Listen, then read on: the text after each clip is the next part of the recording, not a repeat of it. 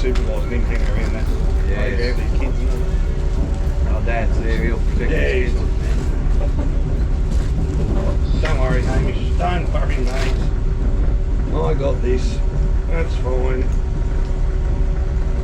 That's fine. Righto.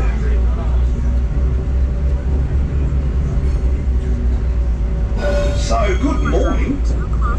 I think we've seen everyone this morning if we haven't. Good morning. Got a mammoth pile of luggage down the back. Obviously we stack it like that to try and make sure we've got as many seats available as possible. Not the best way to stack luggage, not on a bumpy track. If you were to sit directly underneath it, one would fall off and land on your head. You're a bit silly, so don't do that. Stay away from it. It looks dangerous. And we're leaving late, unfortunately. We're about 8 minutes behind. Which isn't great, because today it's the longest day of the entire trip. As it is, we have got a minimum of 10 hours of train driving extravaganza lined up for you.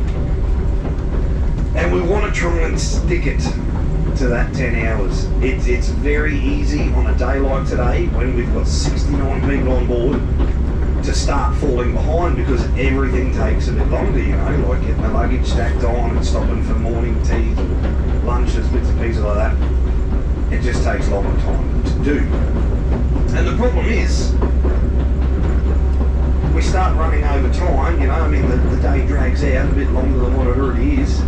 But if it gets to 12 hours, it doesn't matter where the train is. Hamish and I stop and we get off.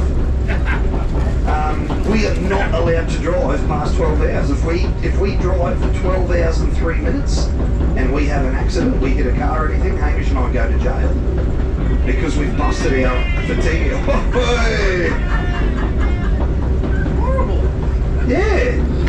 Because that accident that I was just hypothetically talking about involved a busload full of kids. And you guys are cheering about it. That's horrible.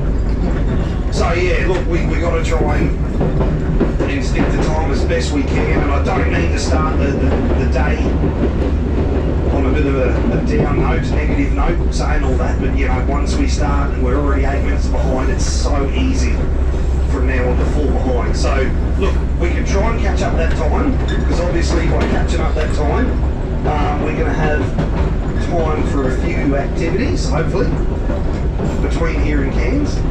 Hamish and I'll do our part and we will drive this train like we've just bloody stolen it from somewhere. But you guys can really help us out too, like when we are pulling up for meal breaks or anything like that, just say for argument's sake, if we're asking you to be back on the train by midday, if you could be on the train sitting down by 11:58, it just means that we can get through, do our count and take off straight away.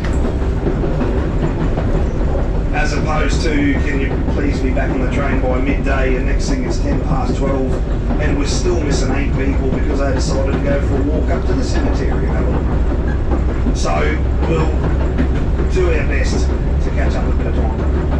So apart from that, the agenda for today, we're going to cruise across to Almaden, and that's going to be our first meal break. The Railway Hotel is doing lunch, and it's a pretty early lunch. At this rate, we'll probably be there about 11:15. So I'll pull up there for lunch. They probably do the best feed of the entire trip today. Just a pool table full of everything and anything that you can think of. Fried rices and macaroni and cheese and spaghetti bowl, and they just do everything. Salads and corned meat and chicken and all sorts of stuff. So that will be provided at the Railway Hotel just after 11. After that, it's back in the train, and we continue to make our way across to Dimbula.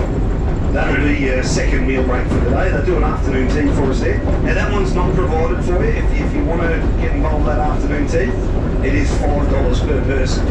It's put on by the local Dimbula Historical Society, and any profits that they make from that money just goes back to buying some more afternoon tea for next week's passengers, and you know, to pay their electricity bills and help to maintain the station building there.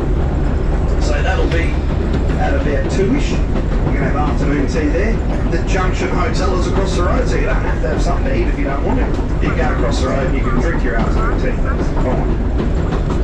After that, back in the train, we will continue to make our way through to Barron Falls, where hopefully we can pull up there, have a bit of a look at the falls. On top of that, we'll also hopefully, I say hopefully because this bit really depends on how we're going for time. Hopefully we're all right for time. We've still got a bit of daylight, we've still got a bit of time up to sleep. So pull up there, have a look at the falls, open up our Savannahlander shop full of crap you don't need. So we've had a few people come up and ask us about souvenirs, all that rubbish that you see in those little display cases halfway down the drain.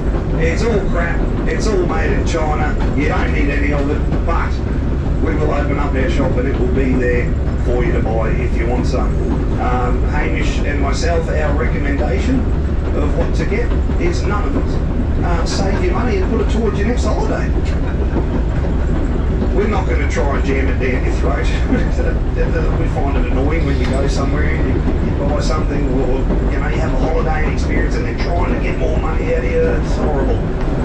So look, it is there if you want it, but we're certainly not going to make you buy it. After that, once we do the shop and we pack everything up, we put all that away, we're going to do a group photo of everyone next to the train. I take that photo and I put it on the Savannahlander Facebook page. It becomes our cover photo for the next week until next week's group of passions turn up and we replace it with that one.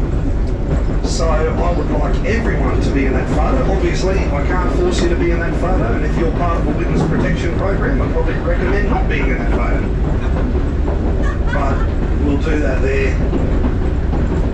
And then we'll start making our way down the range. Hopefully at that point, we're still making good time, and we've got really nice lights for that beautiful descent down the range and into Kansas. Beautiful views, lovely scenery doing that there.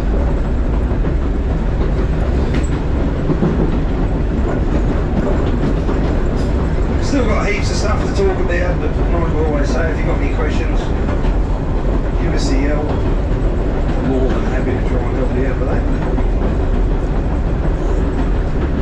But this morning, heading out of Mount Surprise, cruising across the Undara volcanic province.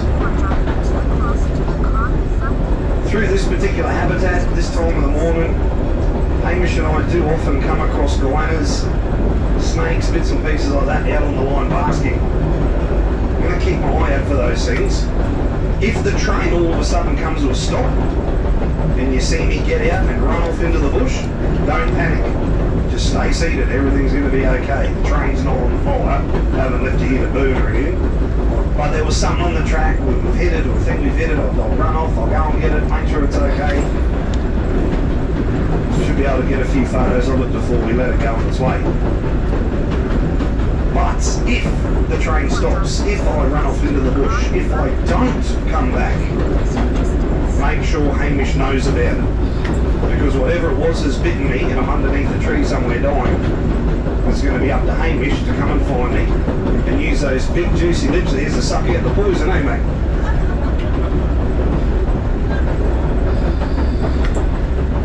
So we'll keep an eye out for some cool critters, hopefully.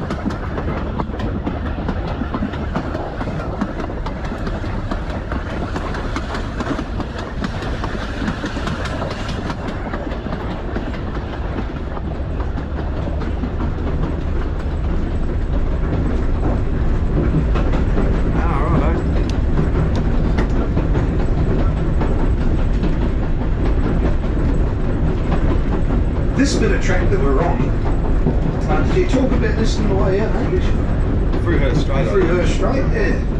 For those who weren't with us anyway, this bit of track that we're on now, this is the longest bit of straight track that we've got on the Savannahlander journey.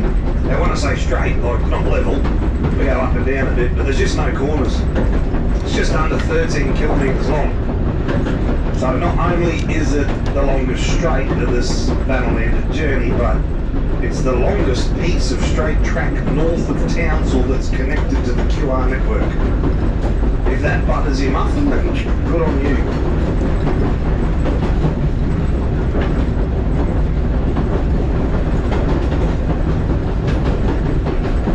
But over the week, I've had a lot of people come up and say that the reason they're on the Savannahlander is because they saw the Savannahlander on a TV show. Over the years, we've been on a few different TV shows, Queensland Weekender and My Way, and a few other those sort of travel-y kind of lifestyle showy things. But the biggest one that most people have seen us on is a TV show called Railroad Australia. How many of you saw it? Yeah, a few, yeah. Before that TV show, a busy trip on the Savannahlander was like 25 people. That was a busy trip. Did that TV show, and oh my god, just patronage just shot through the roof, and it's stayed like that ever since.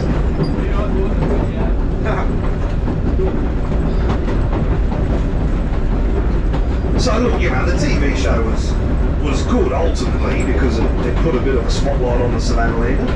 A lot of people found out about us, and that's excellent for the train and for the continuation of the train as well. But the show itself, like filming that, I was in it, and Lee, one of the older drivers, he was in it as well. And Lee and I, we'd never done anything quite like that before. When you got TV shows from these, you know, these travel shows, and they jump on board, normally they just do a bit of filming, they might interview you really quickly, and that's about it. But this one, it was different. We had cameras everywhere, like cameraman in the train and a sound bloke with a microphone over us, and there was GoPros, probably 15, 20 GoPros that are on front of the train, on top of the train, on the side of the train, everywhere. We had to wear microphones on their belts, you know, the ones up underneath our collars. So the sound bloke, he's walking around with headphones and he could hear everything that Lee and I spoke about and everything we did.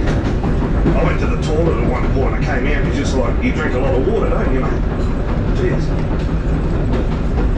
So it was a bit strange.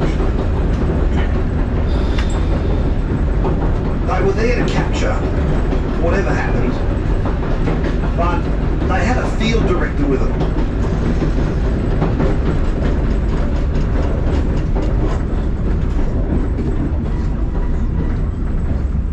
It was a dilemma.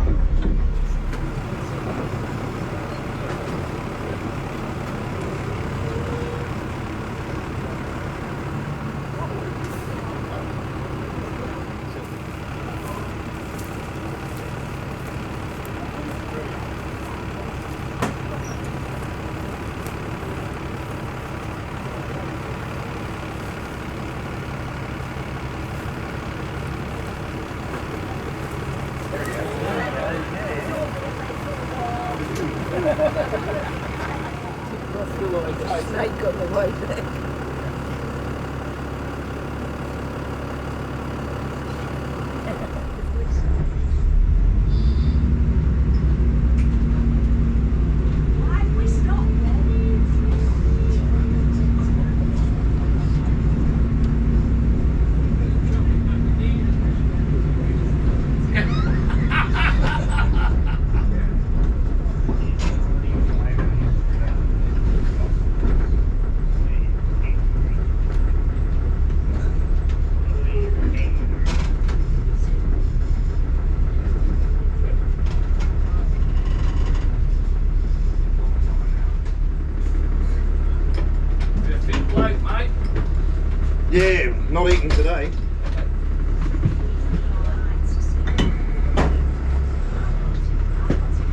He still had all of his legs and his tail, so that was good.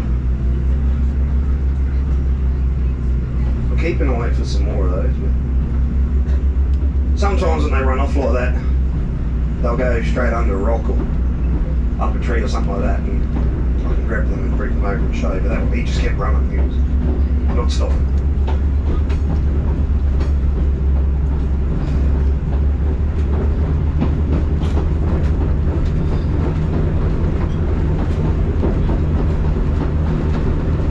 Anyway, so with this TV show, they're there to film all the things that just happened.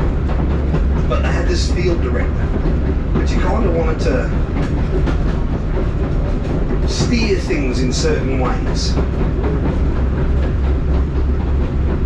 And it was weird, I don't know, it was strange. I never dealt with anything like that before.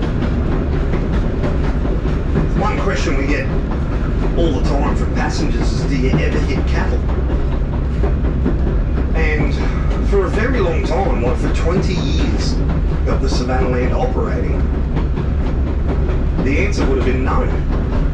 You know, we're not going that fast. We've got pretty good visibility.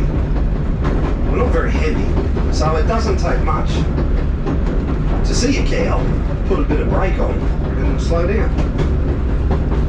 So we'd never ever hit a cow, but amongst drivers, there was always, you know, a bit of a question like, what if? What if we hit a cow? Because we're so light, if we hit a cow, I mean, there's every chance that we could derail in the middle of the bush and be in a bit of a bad situation. Not only that, but the amount of damage that it might cause to the train, because we don't have a big solid cow catcher in front of us. This rail motor is just a thin steel frame with a sheet of stainless steel across it, you know. It's really not much. It could do quite a bit of damage. So it was always one of these what if questions. What if we hit a cow? What would happen? What would we do? Years went by, and it was like the longer it went where we didn't hit a cow, the closer the date was getting where we were going to hit a cow. The one time, the first time the Savannahlander hits a cow was right on this bit of track, and we had that bloody film crew on board. So with GoPros everywhere, cameramen and everything, they got like 17 different angles of me flogging this cow. And I didn't want to, I didn't mean to, like it's the longest bit of straight track. So back then we used to open it up a little bit on this. We can't do it these days, it's not in that great a condition, but back then you could probably do about 60k an hour across it. This cow was on the left-hand side of the track, and we saw it slide right down. She took off in front of us, went over onto the right, so I started throttling again, and then she decided to just completely 180 and go straight back across in front of us. And I smacked her right in the bum at the corner of the train. The cow rolled over, but she got up and ran off. Well, she seemed to be okay. I'm sure she got a sore bum. But the cow was okay. The train was still on the track. Everything seemed to be fine. Lee and I kind of looked at each other and we were like, oh my God, did that just happen? That just happened. We just hit our cow. We hit our very first cow. We're okay. We're okay. Oh my God. We kind of high-fived each other. Oh, wow. Oh, it's like we've broken the drought. Wow. Everything. Oh, wow. Field director comes up. Oh, boys, that was fantastic. Well done. Oh, champagne television right there. We got so many different angles here. Yeah, that's great. I can see it now. What we'll do is we'll play that. We'll get right to the moment just before you hit the cow. We go to a commercial break. Oh, leave all the audience just on the edge of their seats. Oh, well done, boys, well done. But she said, when you hit that cow, you boys kind of celebrated. You looked at each other and you laughed and you gave each other a high five. And our studies show that some of our viewers might find that offensive. So can you please hit the cow again? This time be really upset about it. And we're like, what? And she's like, yeah, just hit the cow again, but this time be really upset. Do everything that you just did, but be really upset. You know, you can cry if you want to. I'm like, how am I going to cry? Oh, well, I've done some research. You've never met your dad, have you? He doesn't love you. Think about that. Like, oh, cutthroat, kind of really wanting to get certain emotions out of it. Lee and I were like, this is silly. But anyway, we had to do it. We had to try and reenact the scene, and we had to try and be sad about hitting the cow. Now Lee, the other driver, he is originally from Melbourne. I know we got a few people on board from Melbourne. I don't know what you guys think of yourself, but when you're from Queensland, you tend to look at Melbourne people as being very arty, you know, very cultured. You guys like plays and musicals, and you have art galleries and, you know, lots of restaurants and stuff like that. You're cultured mob. You've got talents that you don't even realise you have. Lee, being from Melbourne, he tapped into that talent. He was amazing. He started reenacting the cows on the line. He's looking at he was brilliant. Couldn't fault him. Now I'm from Rockhampton. The only talent that I've got is I can eat more meat in a single sitting than anyone else on this train. We're not a very cultured mob. So I struggled, and I was trying my best to look extremely convincing that I was really upset about this cow, but the field director didn't like it. No, Will, you just rolled your eyes. Will, you just smiled. Cut, Will, you're totally laughing. What are you doing? Like, and she kept trying to get me to look sad. It just wasn't working, and it ended up like one of those blooper reels, you know, like at the end of the movies in the credits, you just see one bloke stuff up over and over and over again. Eventually, she got a bit impatient with me. It's about 45 minutes now, probably almost an hour since we actually hit the bloody cow. And she said, look, I've got an idea. What we're going to do, we're going to focus on Lee. Lee's going to go, look out, you're going to hit the cow. He's going to do all that. She's like, Will, what I want you to do is stick your head out the window and look backwards. So that's what I had to do. I did this. You don't see my face. You just see the back of my head. It gives you the illusion that I'm so concerned for this cow that I'm looking back at it and checking on its welfare and making sure that it's okay. But all I'm doing is just taking my not very convincing face out of the shot. So if you've seen that episode of us hitting the cow, keep that in mind that when we hit the cow and our reaction to hitting the cow is about an hour apart. And that's the magic of reality TV for you, isn't it? It's crazy. But I shouldn't slag the show off too much. Like I said, it was good, it was popular. It's done wonders for the Savannahlander. But there was just some parts of it that, yeah, it was just awkward, it was strange.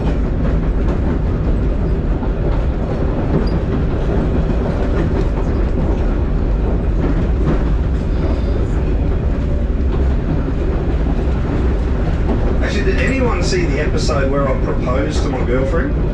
Yeah, that was real. Like, I've told that story, the goanna stuff, sorry, the cow story, and I've had people come up afterwards and they say, so if that reaction was fake, was that girl that you proposed to, was that an actress? So I'm like, no, she's definitely my partner. We've been together 15 years now. Love her to bits. But there was a little bit of theatre in that bit as well. In that particular episode, just before I proposed to my girlfriend, did you guys see me pull the train up to get a little black-headed python off the line? It's a little snake, pull it up, and we got that. If you've seen that episode, that snake may have been one of mine from home. I might have just brought it with me. See, they got in contact with us and they're like, look, we're coming up to do this film and rah, and one of the things that we really want to see is we really want to see Will catch a snake off the track. Really want to see that. So they were coming up in August, which is like the cool dry. We really don't see any snakes in August. Sometimes we do, not much. Lee and I really wanted to be able to give them that shot. So Lee said, why don't you just bring a snake from home and just keep it on board, and if we don't find any snakes for that whole trip, we'll do something with it. And I said, righto. So I brought this little black-headed python in from home, and we went the 4-day trip trying to look for a snake legitimately on the line, and no sun turned up. The camera crew, they were getting a little bit worried. They're like, we really want to find a snake. Is it going to be, really want that shot? Oh yeah, I'm sure we'll get one, I'm sure we'll get one. I really want it. We didn't tell them that we brought one with us. We didn't tell the passengers we brought one. No one knew that we brought one with us. We just wanted to maintain that illusion that it was real. I've actually got a couple on the train somewhere. I don't know if you're in the front or the back of the train, but you guys are on that trip, so I'm sorry to destroy the illusion for you now. I feel like I just told you Santa Claus isn't real, but anyway, we're on this bit of track, cruise along, and Lee said, mate, he said, we're not going to find a snake. You're going to have to get that snake out. We're going to have to do something with it. And I said, yeah, righto, okay.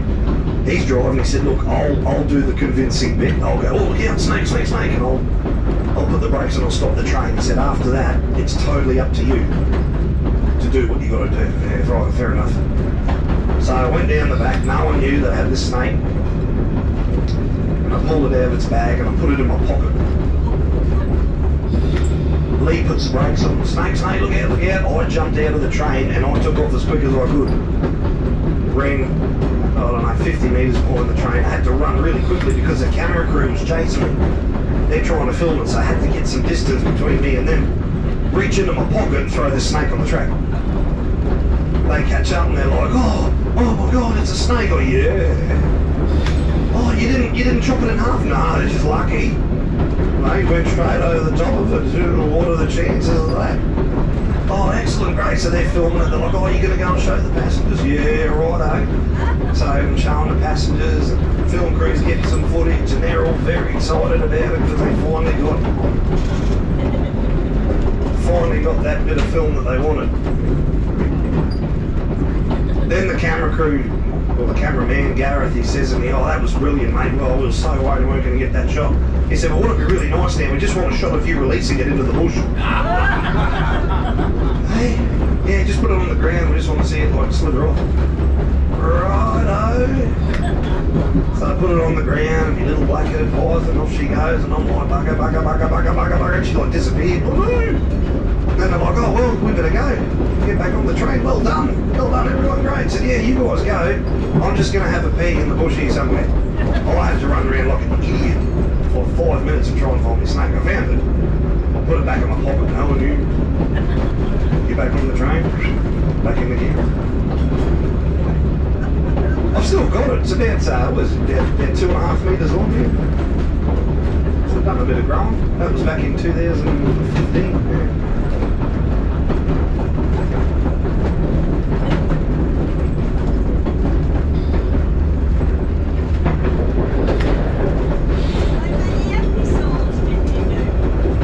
Episodes, 5.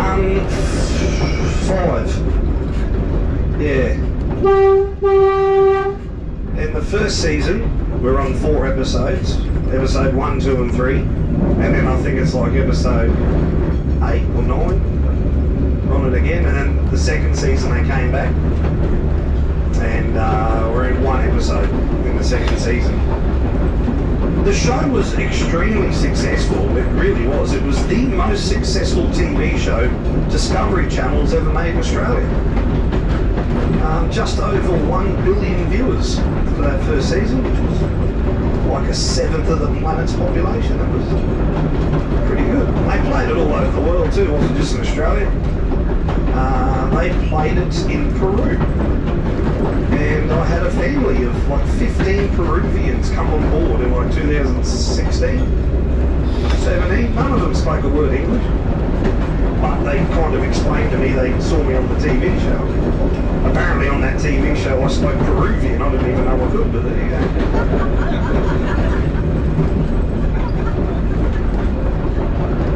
But the problem with it was is that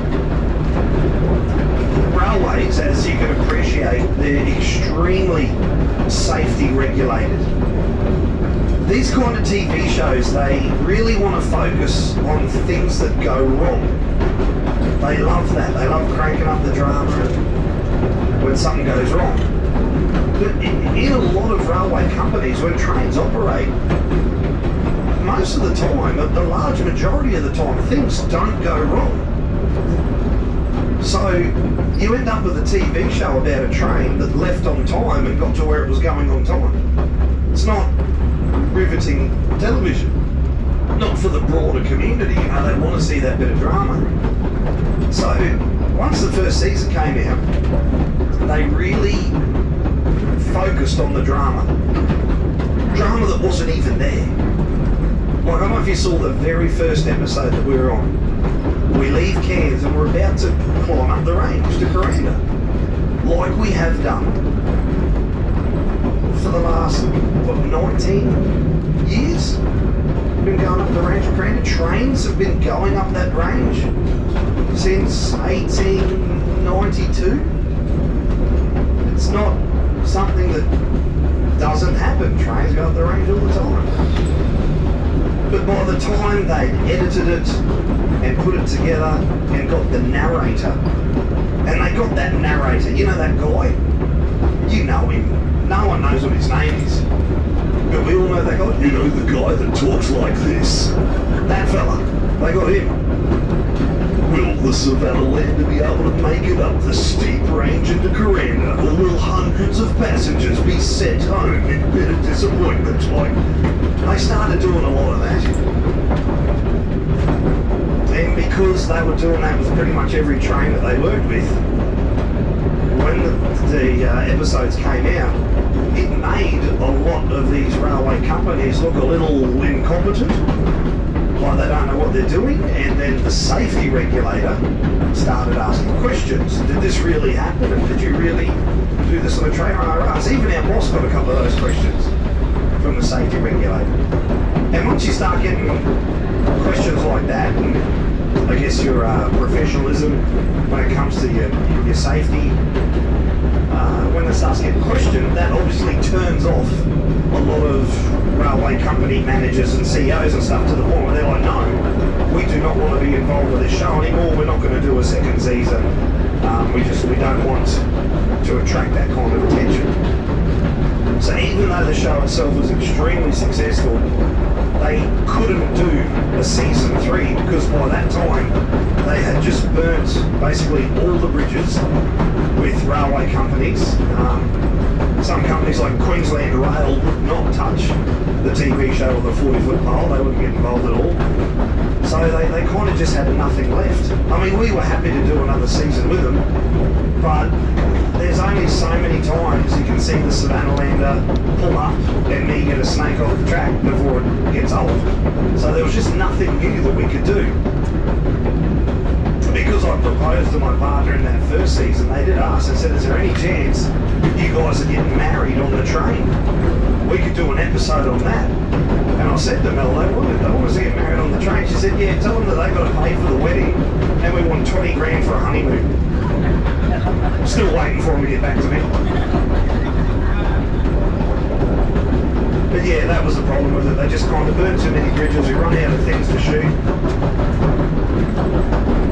So yeah, third season would have been very successful. A lot of people out there, a lot of trains, and like watching those kind of TV shows, but I don't think they'll ever do one.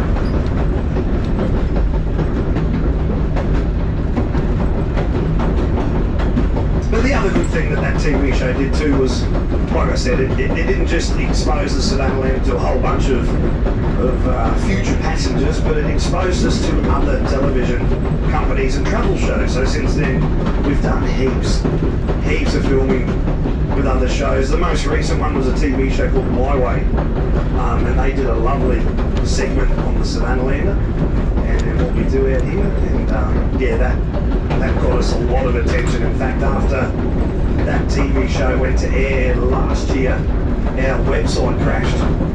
It had that much visitation, it's never had that many people visit it before, and it fell to pieces. Which is a problem, but a good problem to have.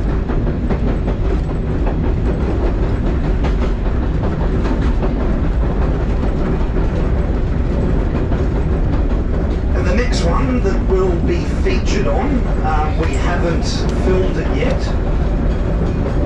but it should be happening next year, early next year.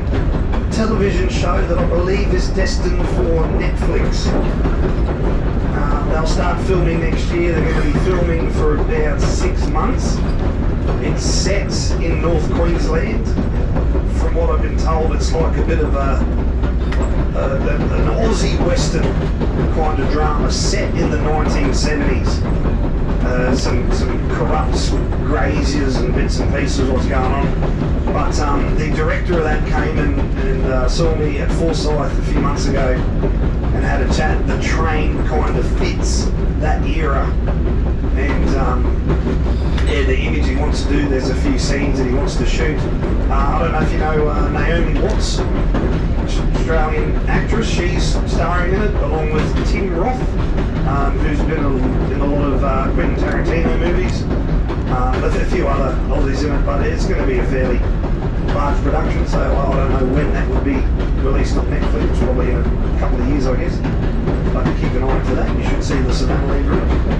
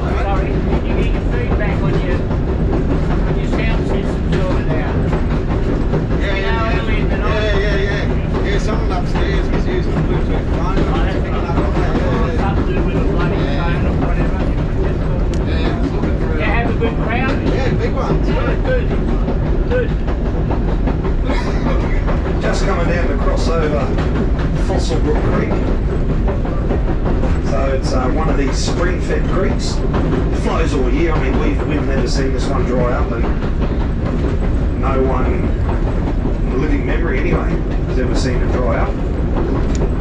There's home to freshwater crocodiles, turtles and bits and pieces, and we do see them in quite often, but over the last few weeks, I was talking yesterday about the works that are being done to our bridges.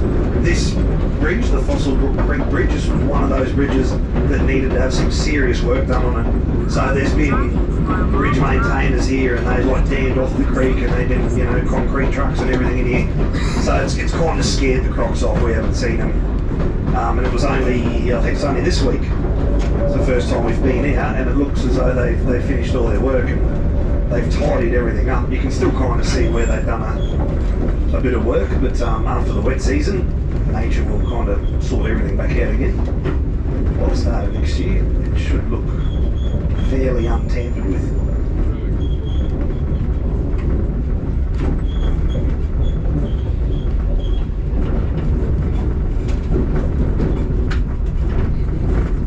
Oh, that's a crocodile. I can see one out the left hand side. Try and be quiet. If you look down the creek, can you see there's a big light coloured flat rock right in the middle of the creek?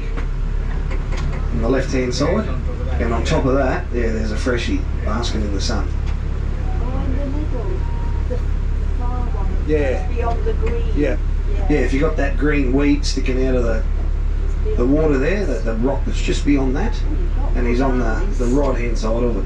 Binoculars. You've not got binoculars.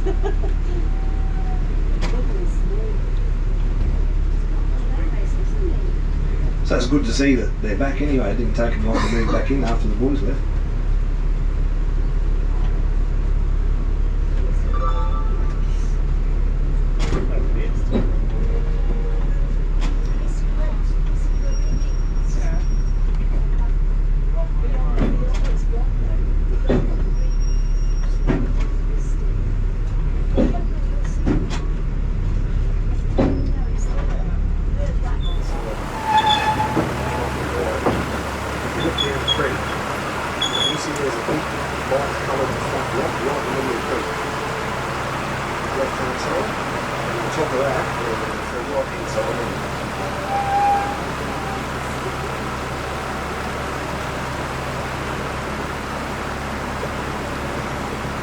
it's good to see that they're back in it. They can take the food back in after the appointment.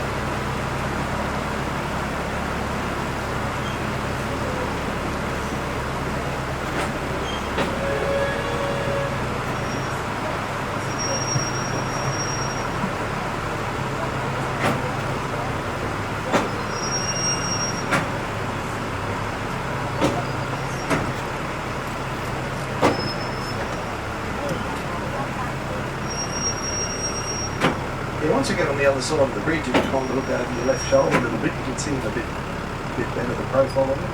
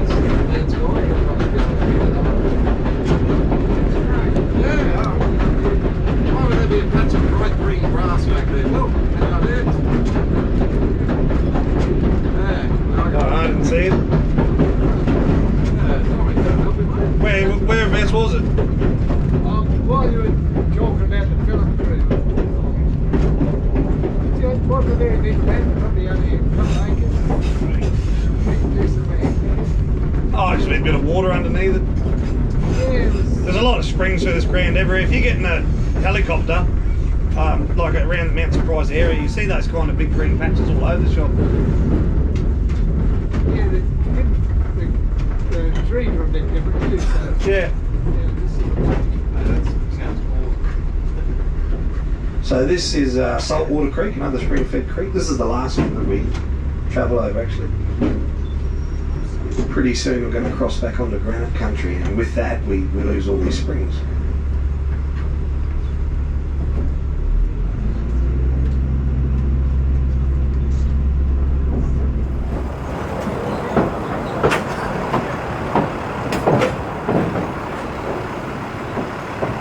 So this is Saltwater Creek, another spring-fed creek. This is the last one. Travel over actually. Pretty soon we're going to cross back onto granite country. With that we lose all these springs.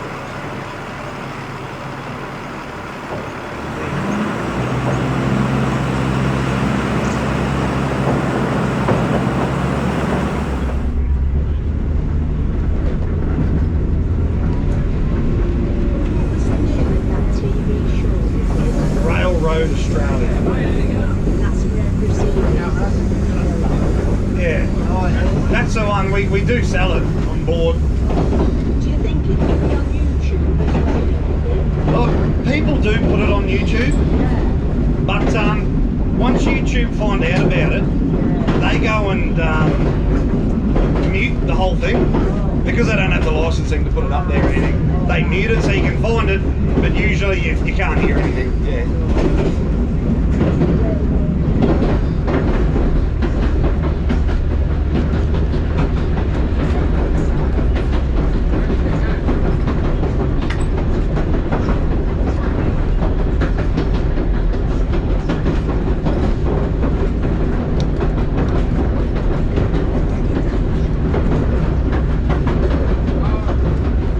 So I've had a few people this trip too come up and ask. It's a very popular question again on this trip too come up and ask. It's a very popular question again on this trip. People always like to ask, how did you get into the job? I think the thing with me is you meet some of the passengers that have to work. It's not that much very good. I think I've brought up more people in this job than the zookeepers. I get it, Hamish gets it. I think every driver to the Vinny gets it. The people always come up and ask, how did you get into the job? I think the thing with me is that because I didn't come from a railway background, because I worked in zoos, people are like, oh, that's different. Going from zookeeping to driving the Savannahlander. I mean, it is, but it isn't. You meet some of the passengers I've had to work with, it's not that much of a stretch. I think I've mopped up more poo and pee doing this job than I did as zookeeper. Yeah. But it was not something that I ever sought out to do. I am not that big of a train fan. They're okay. I don't really have a thing for trains or anything. A lot of people kind of expect that on my weekend I hang out at train stations with notepads and cameras and stopwatches and take photos of them as they come in at the right time. What time was they looking and stuff? But no, not a train buff at all. I never even had a train set when I was a kid. Not because I was hard done by or anything, but I just wasn't interested. I was more interested in what was living underneath the pavers and the logs out in the backyard, collecting centipedes and cockroaches and stuff like that. So like I said before, I'm Rockhampton born and bred. I know I don't look it because I still got all my teeth, but so I got out of school there, I got a job at Rocky Zoo. And I worked there for 5 years, and it was a great job. I got to spend time with chimpanzees, hamadryas, baboons, macaques, but I really love the Australian natives. So I worked with cassowaries, crocodiles, and while I was there, I built up the snake collection and started doing snake shows. It became so popular at the zoo that the zoo built me a portable snake pit so I could put it all together and head out to agricultural shows in the area like Billawheeler, Blackwater and Emerald and whatnot, and do snake shows out there as well. It was good. 5 years there, it was lovely. But there was a bit of a trend with councils amalgamating back then, around kind of 2007. And Rocky City Council, it was going to amalgamate, which meant that the zoo was going to change direction where it was going, this and that. And at the same time, I kind of realised I'd never left home. All my mates had gone off to do other things and travel and see things, and I'd never done any of that. And just by chance I was offered a position at Cairns Tropical Zoo in the reptile department there. So everything kind of just came together and I thought, it's time for a change. So I said goodbye hometown to Rocky and came up to Cairns in 2007. Started working at this Cairns Tropical Zoo, which was a bigger zoo, so big that it was split up into departments. My job was specifically in the reptile department. So I really got to focus on developing my skills working with adult, male saltwater crocodiles, taipans and red bellies and bits and pieces, but also some large snakes from overseas, like reticulated pythons and Burmese pythons. Like these snakes we used to feed goats to, they were big, they were dangerous. So that was good. I enjoyed that. I was there for 2 years doing it. But only a couple of weeks into that job, I had a bloke come down and introduce himself to me. His name was Lee. Lee was a manager of a side product of Cairns Tropical Zoo called Cairns Night Zoo.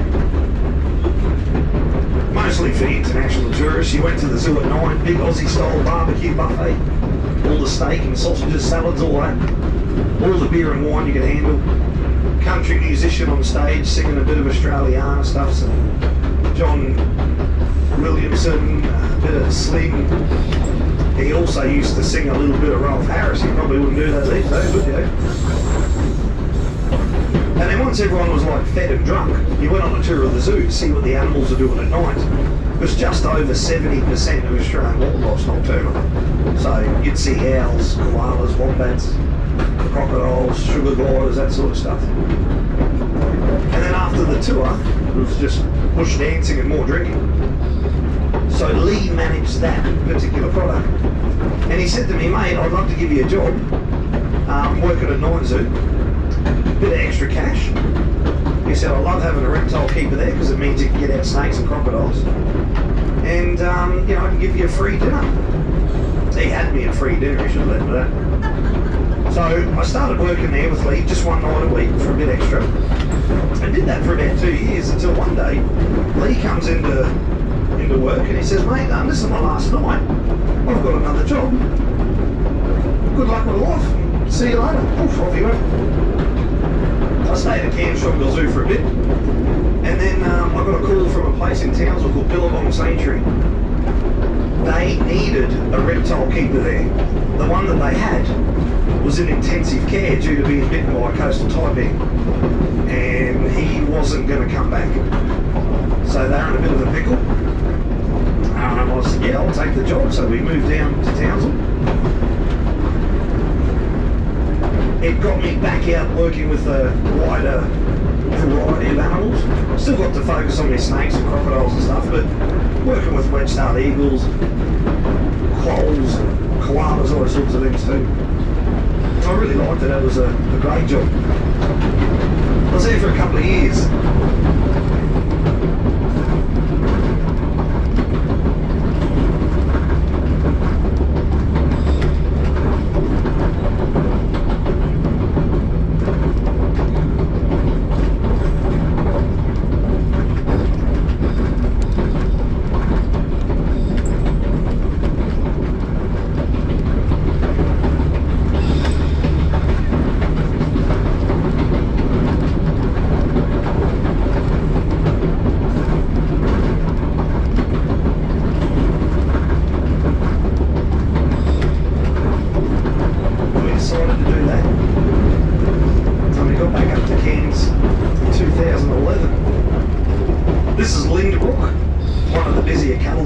Back in the day.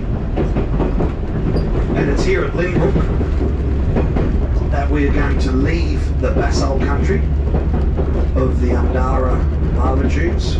We're coming back into granite country. That transition is also the boundary between Uruman people and the Wakaman people. So we're going to be moving across Wakaman country now until after lunch.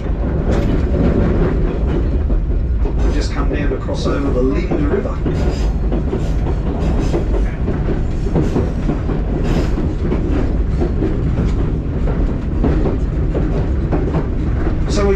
here in 2011, right at the end of that global financial crisis. Do you remember that?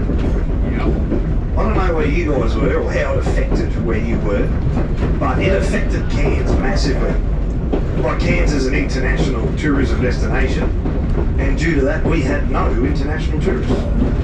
So any business in Cairns that thrived on tourism was hurting badly. Zoos weren't employing zookeepers. If anything, they were letting them go. So I've come back to Cairns at a point where there's no bloody jobs for me. No one wants me, except for one zoo. An African-style safari zoo, just outside of Mariba. Lions and tigers and bears. I'd never worked with any of those animals before. But I thought I'd put in for the job because it was the only thing going. So this is the Lind River, one of the more major river systems in North Queensland. Where we cross it, it's pretty shallow, pretty narrow, which is what you want when you're building a railway.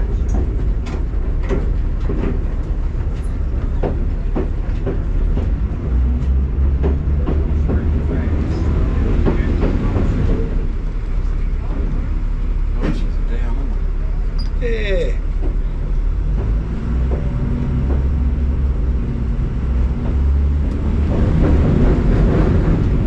As we come up out of the Lind River, if you keep your eye out on the right hand side, you'll see where the line originally went. So just in front of us now on the right, you can see a cutting.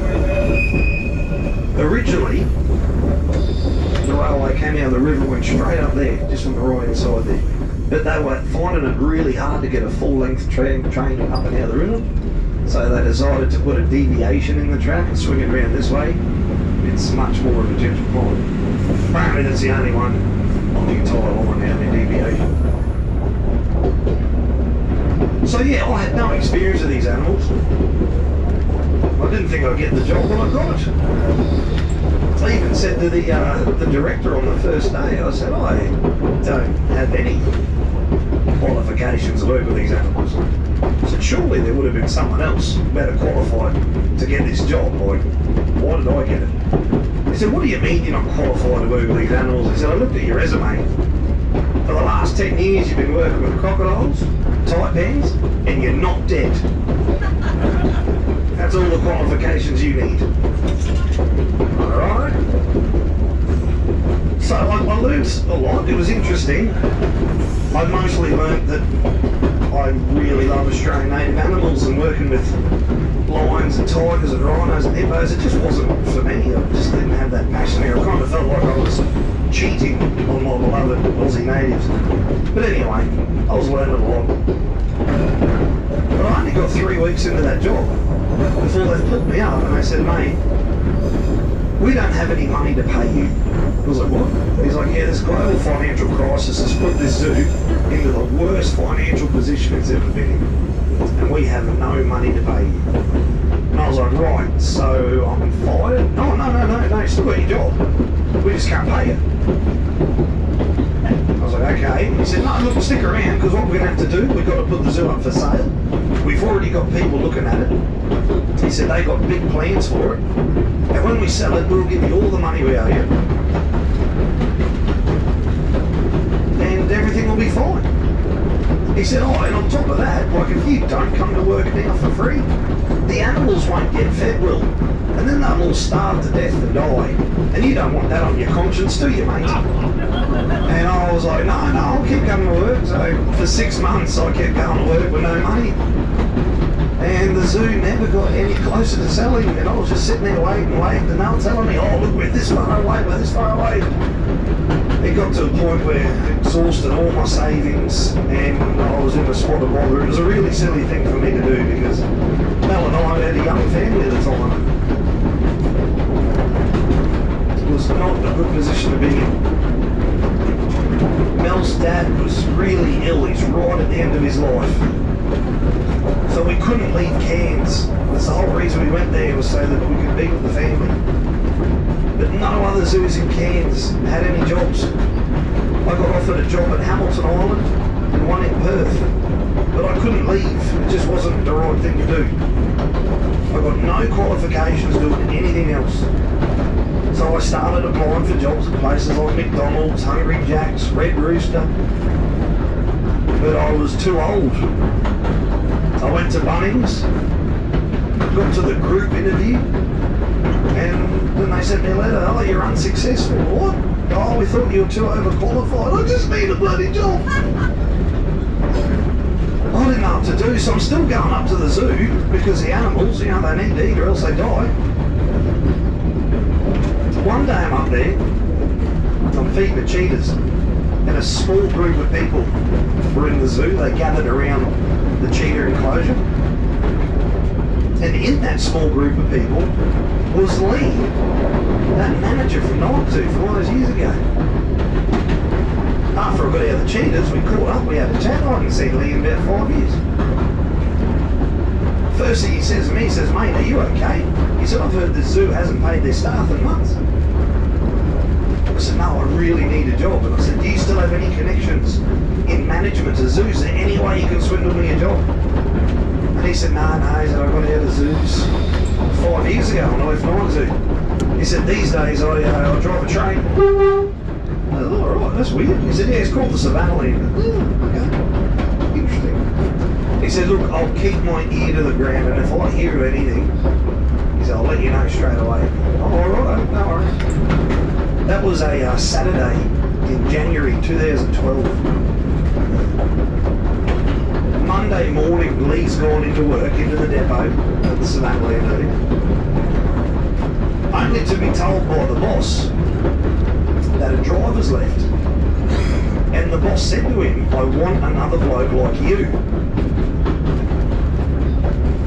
He wanted someone that had a background in tourism, not a background in train driving. And Lee said to him, oh, I know the exact bloke. He said, give me 20 minutes, I'll go get him. And it was really early morning, I got this frantic knock at the door. I thought it was a bloody cops. I answered the door and it's Lee. And he's puffing a post, like, oh mate, oh geez, you're a hard bloke to find. I'm so glad I got you. Do you still need a job? And I was like, yes. And he's like, you reckon you can learn how to drive a train? I was like, no. He's like, rubbish, we can teach you how to do it, it'll be fine. Easy. He said, here's the boss's number. You got an interview today, just ring up and sort out a time. Tell you the truth, I was shitting my pants. I didn't know what to do. There was like this massive moment in front of me. As far as I was concerned, I was always going to be a zookeeper. That was my calling, to work with native animals and tell people all about it. But here was an opportunity to get some money and to look after my family.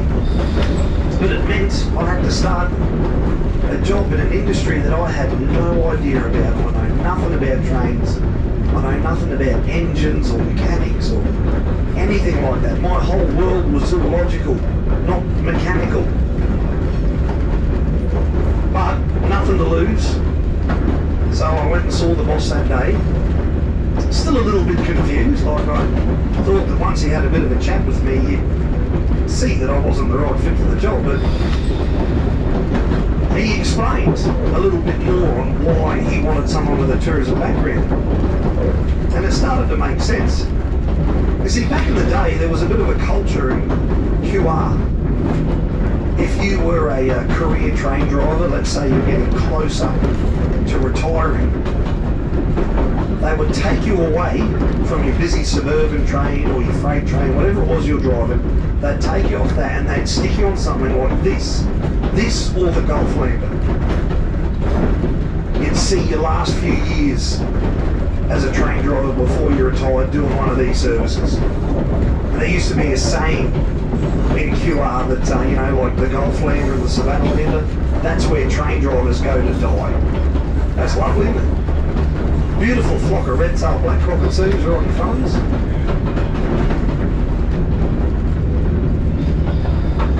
Taking off on the right hand side there.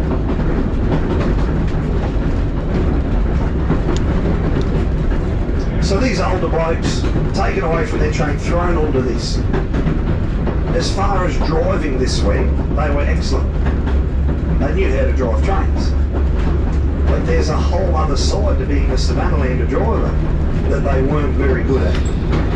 I mean, for starters, who was your lad porter this morning? We are. You know, we don't have a designated porter to pick up your luggage. That's part of the Savannahlander driver's job. Well, these old blokes, they haven't picked up a passenger's suitcase for bloody 40 years. Now they're expected to pick up and stack suitcases? Oh, going straight to the bloody union about that. Not only that, but who's been making your cups of tea and coffee? We have. See, there's no hospitality team in a catering wagon that you go down to and get sorted out with a bit of cake and a cuppa. So once again, these drivers, we're not bloody doing that. Who do you think cleans the train in the afternoon? We do. I scrub the toilets in the afternoon. Actually, make a note of that, Hamish, we need a brush. So we've got to clean everything. Those older drivers, they had a whole team of cleaners. And on top of that, now passengers can come into the cab whenever the bloody hell they want to, sit down next to the driver and ask him the same goddamn question the last month did. So these train drivers weren't cut out for the tourism hospitality side of the Savannahlander job. When Cairns Commander Steam took on the contract in 2004, our boss was getting feedback from passengers saying, you know, we love the trip, but geez, your driver's a cranky old bugger. So he was like, right, I've got a problem here. And he decided to try a little experiment. It seemed extremely difficult to take someone from a train driving background and teach them how to be a bit of a tour guide. If we take someone from the tourism industry, maybe we can teach them how to drive a train. Maybe that would work. The boss didn't know where to get a suitable candidate from. The boss's daughter was a koala keeper at the same zoo that Lee and I worked at. So not who you, or not what you know, but who you know. The boss said to his daughter, sweetie, you know you work at a zoo, it's full of touring people. Do you know anyone who'd be smart enough to learn how to drive the train and get on with passengers? And she said, yeah, Lee, the night zoo manager. So Lee had an interview and he started working here back in 2008. 2012 comes around, job pops up, the boss wants another Lee, he wants another experiment like that. The boss said to me, we don't need you to be a mechanic, we've got diesel fitters to do that. We don't need you to be a train enthusiast, anything like that. He said, everything that we need you to be, we can train you, how to drive the train, how to be safe, working, competent, all that sort of stuff. We can tick all those qualifications off. And he said, then the other thing that we need you to be is something that we can't teach. He said, you kind of got to bring that to the party yourself. So, you know, patience with people, the ability to pick up a microphone and tell a yarn, or the ability to answer a question for the 10,000th time, but, you know, answering it like the first time you've ever been asked. And, you know, the ability to swallow your pride and clean a toilet bowl. All that sort of stuff. He said, we can't teach that. There's a certain type of person that has it. He said, Lee reckons you've got it. He said, my daughter, who you've worked with, she reckons you've got it too. So I'm happy if you're happy. Welcome aboard. And we shook hands. And I started the very, geez, I think it was like the 3rd of February 2012. So not a job I ever set out to do, but one that I just can't ever picture leaving. I love it to bits. It's more than just a job, you know, it's a lifestyle. There's so much of this that makes it worthwhile. Driving the train, I mean, that's okay, I don't mind it. But to be honest with you, it's the most boring part of the job. I know that sounds blasphemous, but look at these rocks around us. I wish just once I could drive the train up there and have a look. But I can't. So So the train driving part of it is very monotonous, very routine. It's the same thing over and over again. The bit that breaks it all up is that I get to pick up the microphone, tell you a bit about the wildlife, the country that we're travelling through. The fact that you guys get to come up, sit down next to me, and I get to learn about you, where you're from, what you've done in your career. I get to develop relationships with people in the communities out here to the point where they almost become part of my family. I get to work with Hamish, who's not as big of a prick as you think he is. He's a nice bloke. You got to get on. That's been one of the real highlights of the job, is you got to get on with the bloke you drive the train with. I'm sure everyone's had a job where you work with someone that you hate. And, you know, you finish work at 5 o'clock in the afternoon, you go home, you just drink yourself to sleep. That helps numb the hate. And then tomorrow you do it all over again. That kind of relationship, that's not going to work in a job like this. I mean, Hamish and I, we basically live with each other for 4 days every week. We spend more time with each other than we do our own families. I see Hamish more than I see Mel. And people say, what's that like, you know, don't you get sick of each other? No, it's weird. Like, I don't tell people we're mates, I don't tell people we're co-workers. I kind of say it's like having a brother. You know, you know each other inside and out sort of thing. You know when the other one's having a bad day. Maybe he's crook, maybe he's got something on his mind, so the other bloke tries to pick up the slack and nurse him through it. We've seen each other go through all sorts of ups and downs, and all sorts of things have happened. It's interesting. Sometimes I say to people, we're like an old married couple. We know each other, we have breakfast with each other, lunch with each other, dinner with each other, we rarely sleep with each other, just like an old married couple. So there's lots of amazing benefits to this job that I love doing. Obviously the big one for me is I still get to teach you guys about wildlife.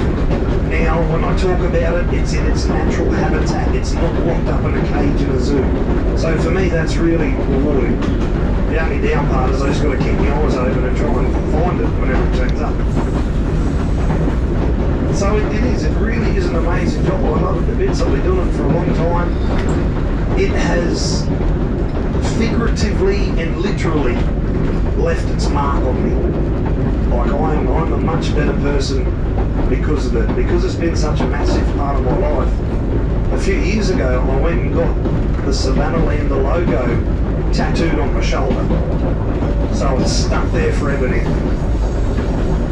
And the way I see it, it's kind of a bit of an investment for my kids.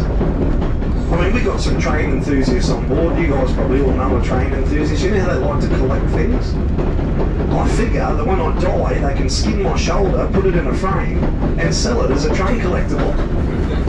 Or give them a deposit on the first house, easy. But yeah, it is a brilliant job. I bloody love it. Anyway, we're not too far off coming into Bullock Creek, which is about halfway between Mount Surprise and Almaden. Because today's such a big day, Hamish and I will break it up into 4 different sections. So he'll take you from Bullock Creek through to Almaden. I'll then take you from Almaden through to a place called Harriga, and then Hamish will take over from Harriga. He'll take you down the range, give you a nice big talk on the construction of that bit of track from Crandon down in Cairns. He'll let you know everything you needed to know about that we didn't talk about on the way up. And yeah, he'll bring in your cans tonight. So if you got any questions, like I said, come up and ask me. You don't turn up the front, you want to get photos, please do.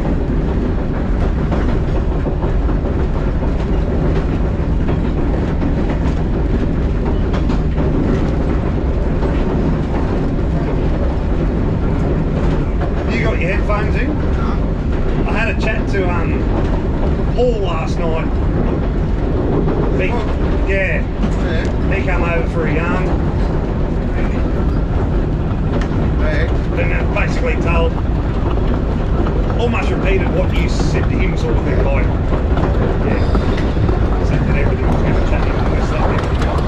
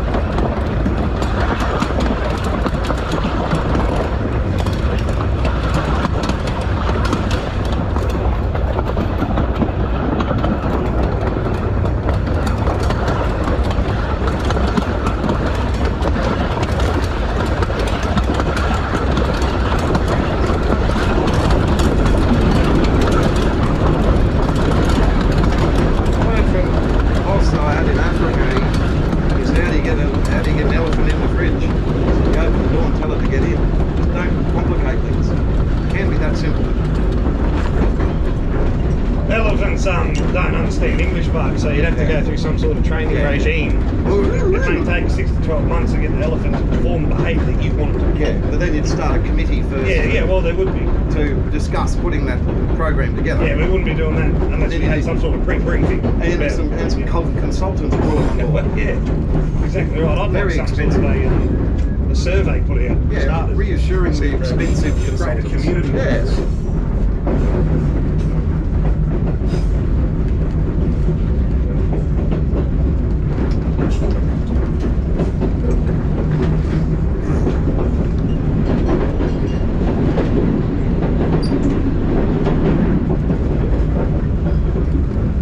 It brought back memories this morning, Amy. One night, he was sitting in the platform at Ballarat. Yeah. I got the 153 and trailer, taking the kids home to Linton or Clinton. And anyhow, we just got the railroad out of the Ballarat workshop. And he was sitting there, and the driver, he kept pouring more water into the bloody radiator. Yeah. And at the end of it, he said, I think there's enough water in the radiator. So we head out of the platform at Ballarat. We go about 10 miles. And we come to a sudden stop. She took the engine, one of the hoses at the bottom. And we done up. Yeah. And on another night, we go home from Ballarat to Linton on the school train. And we're heading out about 10 miles maybe before out of Ballarat, going downhill towards the place called Hatton. Slowly dead. Out on the side of the track was a dirty big bullock. Yeah. And he decided he was going to go straight across in front of us. We knocked him over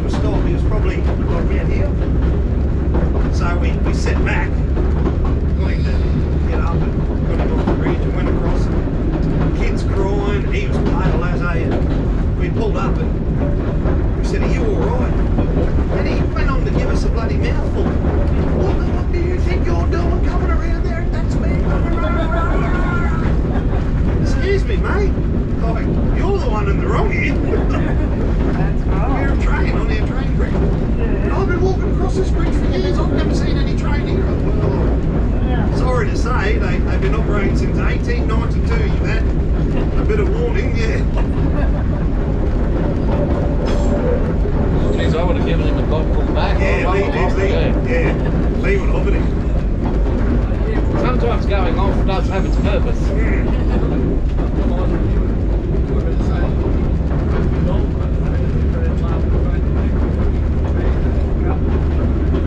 Yeah, yeah.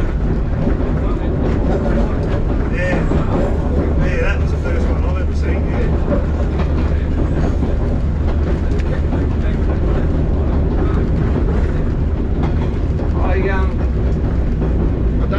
I don't think we're going to have time to do a.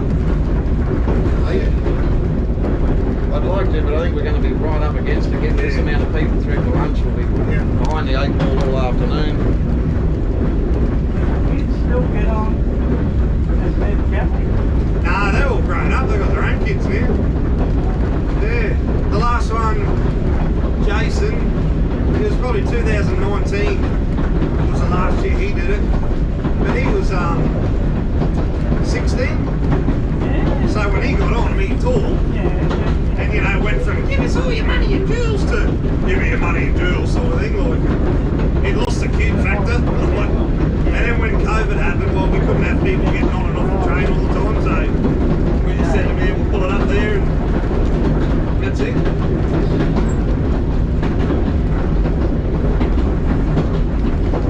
Those kids at Forsyth are kind of taking it on, you know, with their busking sort of thing, you know. They do incredibly well too, you know. They had a fair dollars. Yeah. And I like it, you know, like the parents are encouraging them to play an instrument rather than stay at home and play Xbox, you know. It's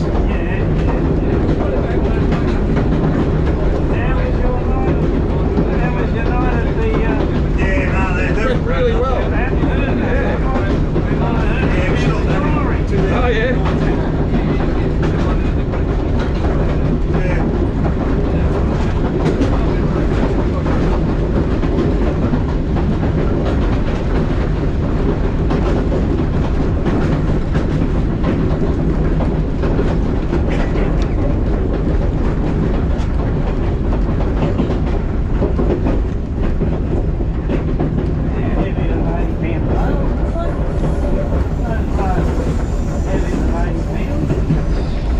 We're on a bit of 60 pound here.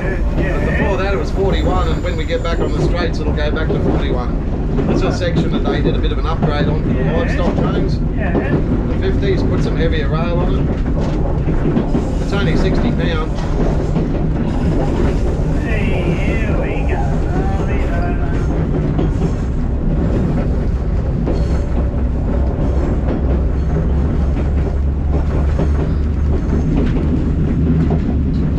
Alright, well good morning, it's afternoon shift time again. One of two today. Just been chatting to a couple of people up the front seats here for a bit. Had a few questions from a few different people that didn't come to the karaoke gig last night about how was it.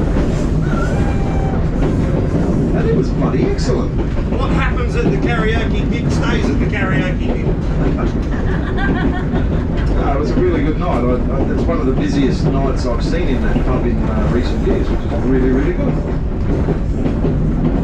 The trouble is with karaoke, no one wants to get up at first, so the old host's got to punch through a few songs and try and warm it up a bit.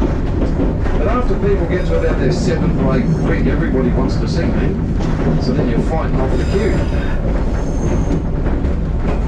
And they always want more, which is great. That's a really good night. Some of our passengers got up and sang. I had a sing. Some of the local people got up and had a sing. It's great. We had one of our other drivers, one of our junior, newer drivers, he drove his car all the way out from Cairns to participate in it last night.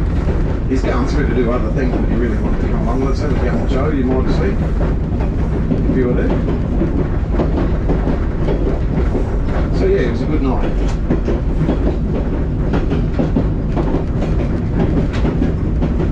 Now this morning, for what's left of this part of the journey, I'm trying to get us over to Almaden for lunch, so we can have a reasonable window of time there. We really hate getting there late and saying, all right guys, you've got to get through and have your lunch in half an hour. We don't want to do that. because that's horrible. That's rushed and you feel like you're on a conveyor belt. So that's my primary focus this morning, is running the time and efficiently getting us over to that.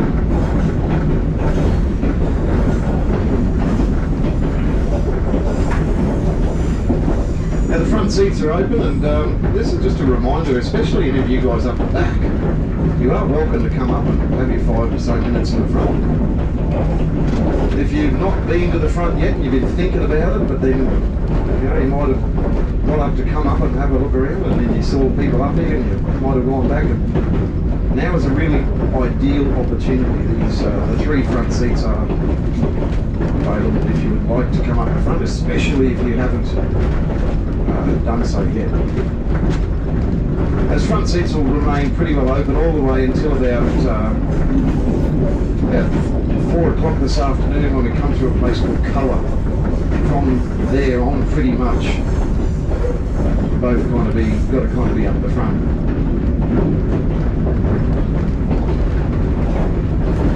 But until then, it's open season.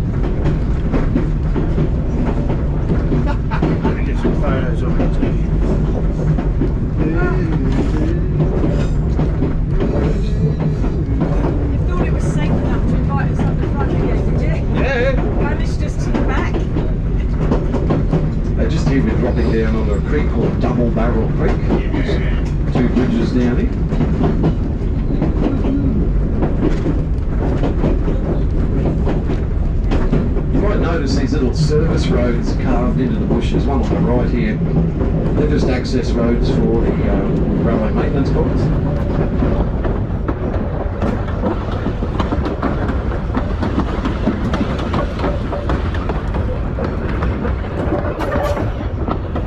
They've been doing a lot of work on bridges out here lately, reinforcing them with steel girders and things underneath. You don't really see it unless you really make an effort to look for specific things. I might bring it back later. Righto.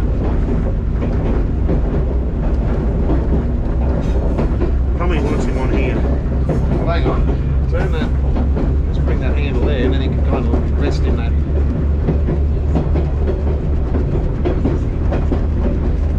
Why has Mommy got a soft toy? He hasn't got experience. Oh,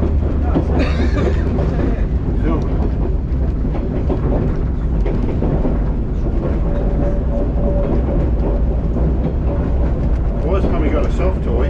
So you off for the weekend? Yeah. Yeah. Come back Monday, is it? Yeah, Sunday, Monday, Tuesday off. Right. Then we're back out again Wednesday. Alright.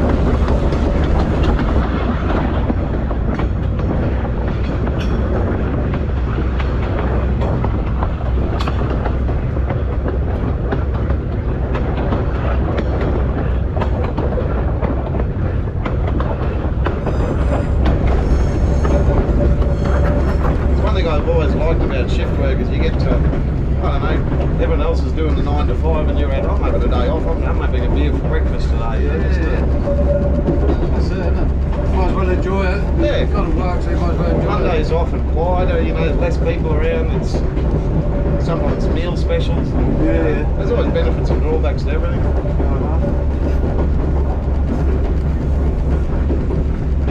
You want to sit in the front, Brad? 5 minutes is up, mate. Yeah. Oh, yeah. I'll only be a couple of minutes. There he is. Hey. So what happens if you see some of this track? Because like you were saying the other day that they're putting the weaker steel in. Has it been No, reinforced now? Or Yeah. That's okay. The weak steel was, it's not weak, it's just thick. And that was what it was built with. Because that's all they could get with the money they had. Yeah. It's good steel. I've only ever seen a broken rail on it once, and that was about 14 years ago. Okay. So what do you have to do then? Go real slow. Yeah. Never had a derailment? Not on the main line, no. Yeah. No, in the yards we derailed this thing badly in Forsyth one year. Was that 2014? Bloody the points split underneath halfway through a move, and one of us trying to go that way and the other's going that way, and bloody bogies in the dirt. It took three of us all day the next day with shovels and jacks and blocks of wood, and we had a backhoe came in to give us a hand just to push the other unit back on, and oh god. Scary moment? Oh, no, it's just painful. We've noticed that when we do stop for the... Sorry, go on. Hang on, yeah, 2 seconds. So just here we're coming up to the Rocky Tate River. So there's the Tate River, which we crossed a little bit later this morning. Then we've got the Rocky Tate River. Now the two Tate Rivers merge downstream on the left, quite a distance away. And down there where the two rivers meet, the land in the middle is bought by a bloke called William Hodgson, or Billy Hodgson.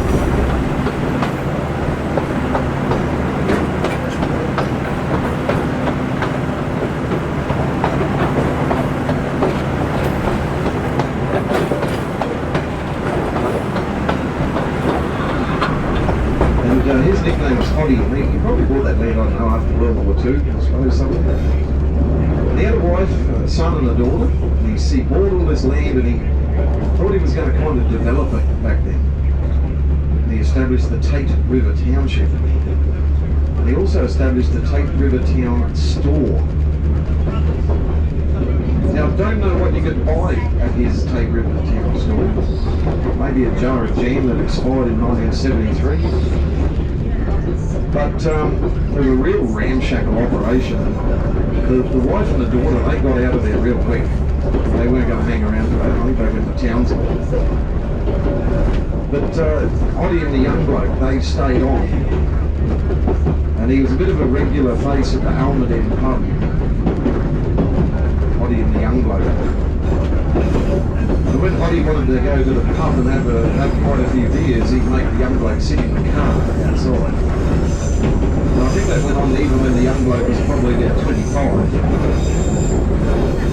Very interesting characters, but if you're up for a little bit of a challenge, when you have lunch today at the Almaden pub, there's a picture of Hoddy and the young bloke at the Tate Town Store near where you get your food, near the pool table. There's also another one of them inside the little museum at the railway station.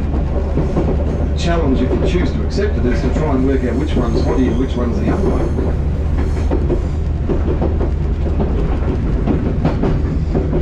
We'll continue making our way over towards the Tate River. Yeah, go on the same. Yeah, I was just going to say, when we were stopping for smokos the other day, and even yesterday, we noticed all these spikes were on the ground. They just pop out through time. No, they just leave them there when they pull them out. Yeah. Yeah, they don't go along collecting them. So what, they're obviously being all replaced. Yeah. Did that take some time to keep going along?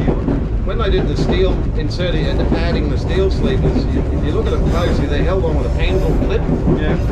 It's more like a clip rather than a spike. It's got a spike in it, but it's a clip. They need a different type of spike. So when they pull the old wooden one out, just unpin it, throw them away, put the steel one in, and the job's done. But that's typical of railways everywhere. They call it track jewellery. Oh, So yeah. any of your clips and spikes and your plates that the rail sit on, it's known as track jewellery. You often see drums of jewellery beside the track, just chock block full of brand new spikes and plates and stuff. They still put them in the old way, like old sleek hammer. Out here they do. Because the track's too light for a heavyweight track machine. They tried bringing one out years ago, but it derailed about 3 times up in the Newcastle ranges. They gave it away. So I noticed you're driving this Yeah. like that. Yeah. How does it stay on the track? Is there The wheels. The wheels are conical. They've got a conical tyre. The surface area of the wheel's slightly conical. Yeah. Okay. And then on top of that, they've got a metal flange. So at the moment, the flange on my left wheels are rubbing up against the inside of the outside rail there on the left. The lateral forces are going that way. They push it this way. Yeah. And then But the when you go the flange- other way, they push that way. Yeah, the flange is preventing it lifting off the track. Okay. All right. Yeah, it's a very sensible question you get from a lot of people, and especially when you got this here, people ask if it's a steering wheel, you know. And even brand new trainee drivers, they turn up their first day of train driver school, they don't even know that principle. So what is that? It's a parking brake. Parking brake. Wind it on. It's got a big steel cable. Yeah. And that just pulls the brakes hard up against the wheels. So when the compressed air runs out, any storage of high pressure air is eventually going to leak off. Yeah. And the brakes just come off, you see. So we've got to put that manual one on to stop it rolling away.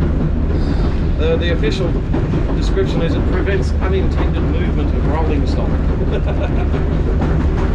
Fair enough. So normal brakes are down at the feet. No, that's here. There. That's the air brake there. Okay. Cool. You don't drive like this because they're interlocked with each other. Yeah. So if I start applying brake while I'm throttling, it'll just cut my power. Okay. You lurch, you know. And if I let go of this handle now, but it's in any other position than idle, it'll pop up, compressed air pours out of it, the emergency brakes apply. Right, okay. If I had a heart attack and died, Yeah. doing 80k an hour, we just stop. So it's a built-in safety feature. I think of everything. Thought of everything. Yeah, well, not bad for 1950s technology, you know. So when you first started learning to drive the train, how long did it take you to sort of This one? get hold of it and go, right, I own it now? Yeah, these look easy to drive, but they're actually very challenging because you're constantly managing wheel spin. Yeah. You've only got one axle on each that's powering, and the Cummins motor's got so much torque. And if you get the slightest bit of moisture or grass on the track, you're constantly having to back off and let them catch up, or you put sand out. You've got a sand button there that'll blow compressed air through a box of sand and a pipe in front of the drive wheel. So sometimes you've got to lay down sand. Stuff like that, so you're constantly reading the road all the time. But look, I started on freight trains out of Brisbane up the north coastline to Maryborough and Bundaberg, and they were 644 metres and 2,500 tonne, 3,000 horsepower. You learn all about train dynamics. You use the stored energy in the train, a big heavy train like that. You're rolling down a gradient, you shut off at the top of the grade when the train, half of it is just about to crest. You get a nice smooth roll down. If you know your speed boards and what your curves are, you let the train use its own stored energy, and it's very satisfying to do. In other places, you know, right, I know where all the little hills are, and that's the secret to train driving, is knowing where the hills are. Once you know that, the rest of it follows naturally. You shut off half the train over the top of the hill, you reapply power when half the train's at the bottom of the hill, you're using that stored energy to help you. So learning those, this was really easy. No problem. So you just about know every inch of this track? Oh, inside out. Yeah. I was sitting down at the Edge Hill Bowls Club with young Joe, our new driver, helped him build his commentary cards. I said, get a packet of system cards, and each section just write dot points on it, what you want to talk about. And he said, well, can you meet me for dinner? We'll have a few beers, and I can just sit there and go, right, Mariba through to Harriga Junction, you're doing that. Harriga Junction to Matilda, that. Matilda to Mula, when you get into Friday afternoon, coming into Mount Surprise, you need to let the people know these key points. This is what's happening, this is where your bus is, this is where you're going, this is when to collect your luggage and what time you leave tomorrow, and thank them. You want to, every time you sign off, you want to go, thank you. Hope you enjoyed your day and looking forward to seeing you tomorrow. Do that, you look like a professional. It's fantastic. Oh, And he's been doing that, you know, but I can sit there with him in Cairns anywhere and I just rattle off. You can't help but not. Coming up on the left is a great big balancing rock. There's some big granite outcrops. There's one big balancing goulie. It looks like you wouldn't have to give it too much of a shove for it to come toppling down. But this whole area here is known as Barwidgee. We don't know what it means. It's an indigenous name. We're on Wackerman country here. Some trips we do morning tea here on a Thursday, heading westbound. Well, we've got smaller groups. But I really like this area. It's rich with kapok trees. So they're the ones with those big green pods hanging off them at the moment. Some may have a yellow flower that haven't yet formed into pods. But just here on the right, there's a pretty cool view across a shallow valley here.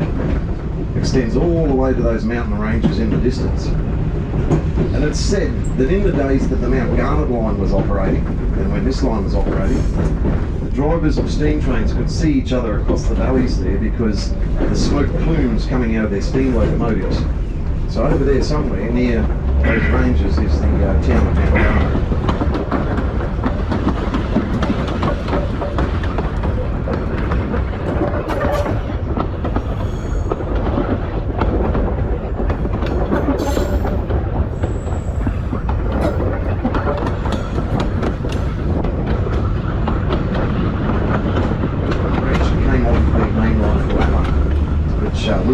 Later on this afternoon after lunch, but across that valley there, they reckon they can make each other out through the distance, the smokestacks, the smoke plumes.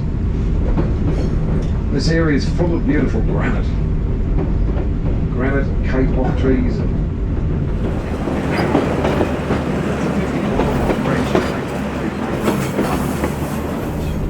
Really pretty thing. The kapok trees, there's some on the right there with the yellow flowers, they're really pretty daffodil-esque sort of flower. So the kapok trees, there's some here now on the right that points on it, some on the left.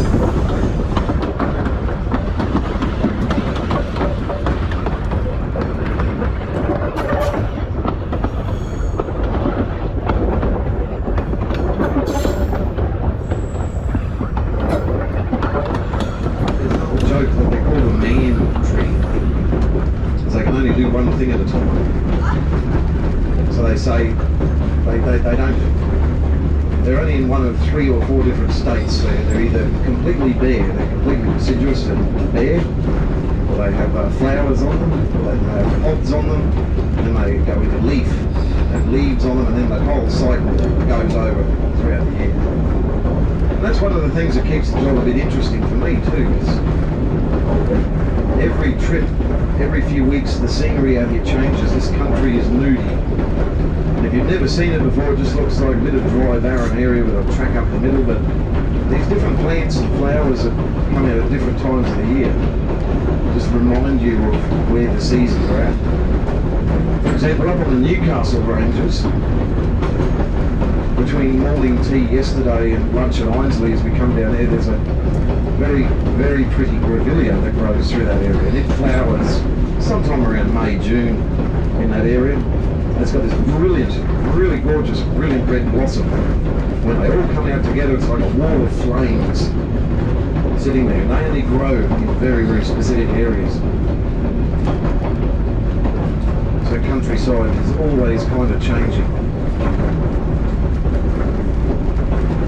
Personally, I love those last few trips of the year. Things get a little bit quieter. It gets very humid and very hot. Very, very tempestuous.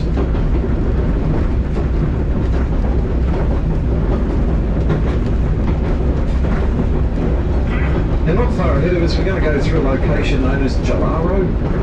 Jalaro was a crossing loop that was installed as part of that big spending package that the government did on this line to enhance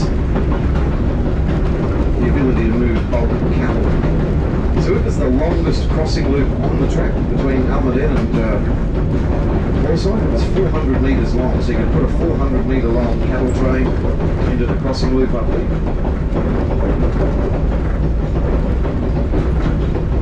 And of course, with when the cattle train's finished, most of the crossing loop's been removed now, and it was used to help repair the Savannahlander line coming into Croydon.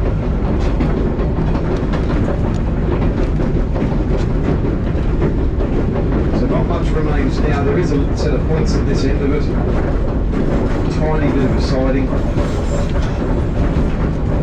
An old metal telephone hut. And that used to contain the staff box. So it used to be a staff section. So today we've got one big staff here, and it's for the entire section, Mount Surprise to Almaden.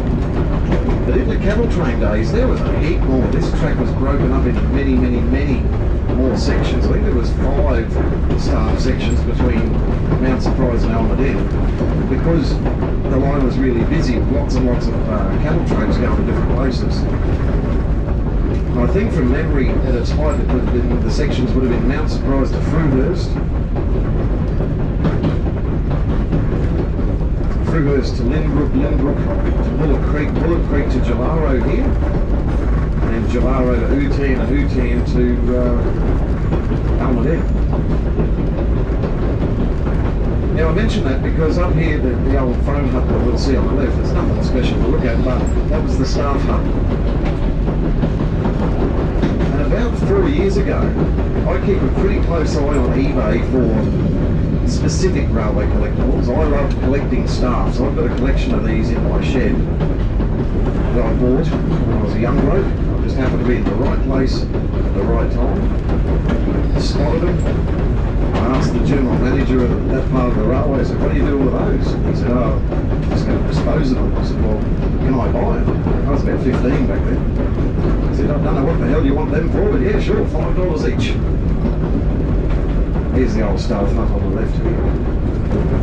And anyway, I ended up buying 5 or 6 of these staffs with a box each. They still got all the original plates on the head. They come from a line between Dalby and Glenmorgan, which is southern Queensland. I got the entire line. That line went to a paper-based train order system back then, and the staffs were made redundant. Anyway, these days, if I was to sell that collection, if I was to offer it up, it's the only complete line set of staffs known in a private collection in Australia. I have been very tempted to sell it at different times because I've got a historic bus that I bought 2 years ago to restore. It's a rolling body, it's got no engine, no gearbox, someone's partially turned it into a motorhome. It looks like a total heap of junk. Anyway, I bought that as a project and I thought, I could sell those staffs and actually fund that project. I haven't done that yet, but we'll see. But in any event, there was a staff turned up on eBay, Jalaro to Almaden. It's a yellow half diamond staff. I told Will about it, because I know he's not a railway guy per se, but I thought being off this line, I think we both put bids on it, probably $600, $700, $800 we went up to on it. They ended up selling for a ridiculous amount of money. A couple of months ago, a trip that I was not on, the guy who bought it happened to be on the train.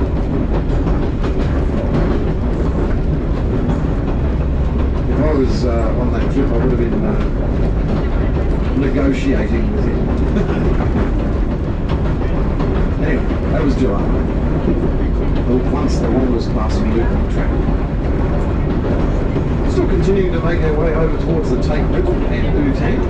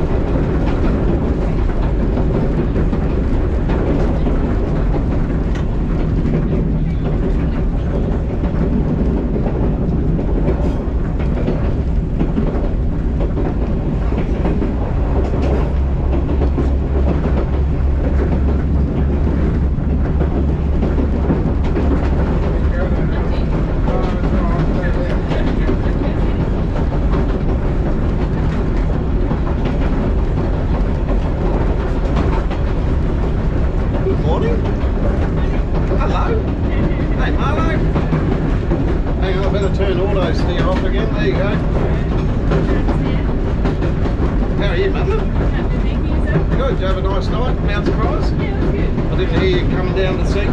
No.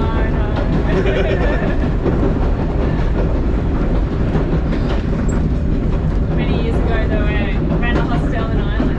Oh, right. We had karaoke there once a week or twice a week when the buses came through Yeah. the tours.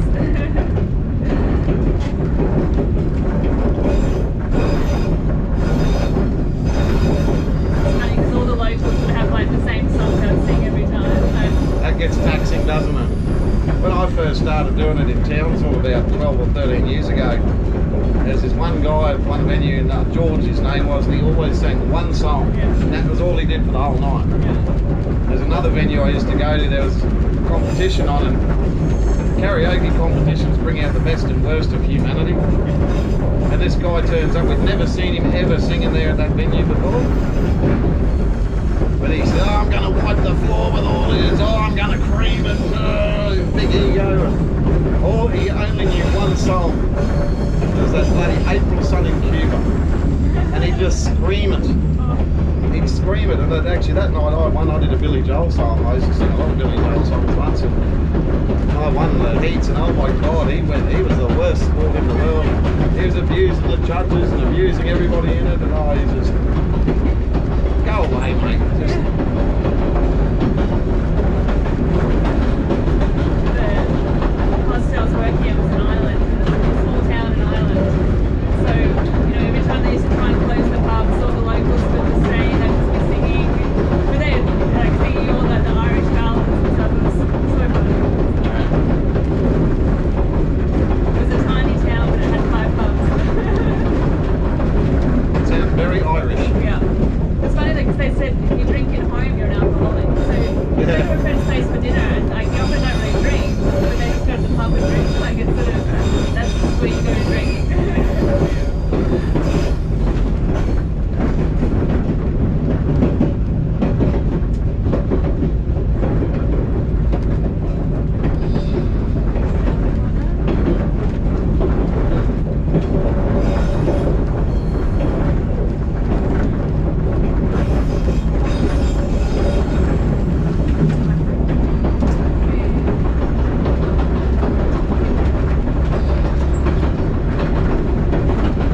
Went to have a dress-up party tonight. My friend's 40th. And it's Oh. 90s movies. So Oh. That'd be fun.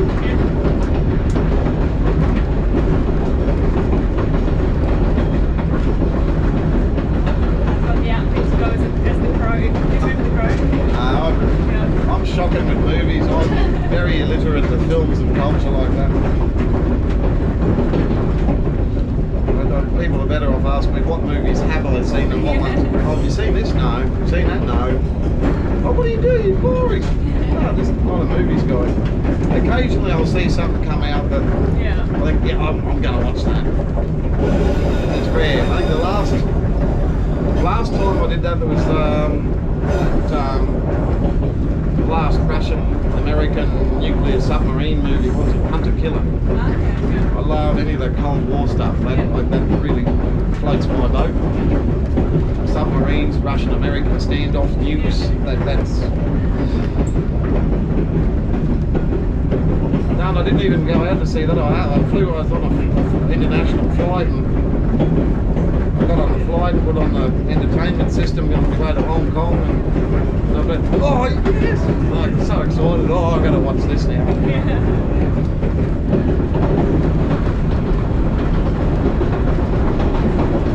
I find 90s, I've been invited to 90s news, and geez, it's hard for a bloke to dress 90s. I don't know.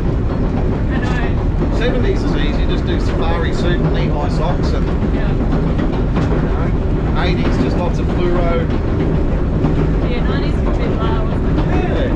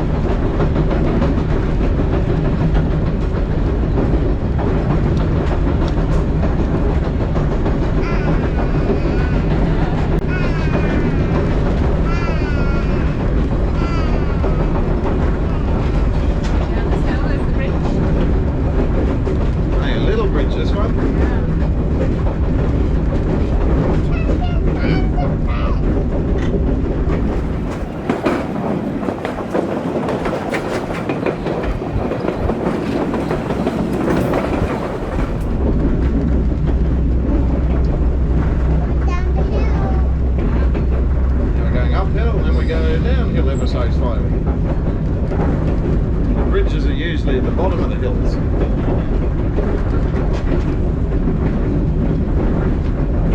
I was just talking to people before, that's the secret to learning to drive trains is seeing where being able to retreat.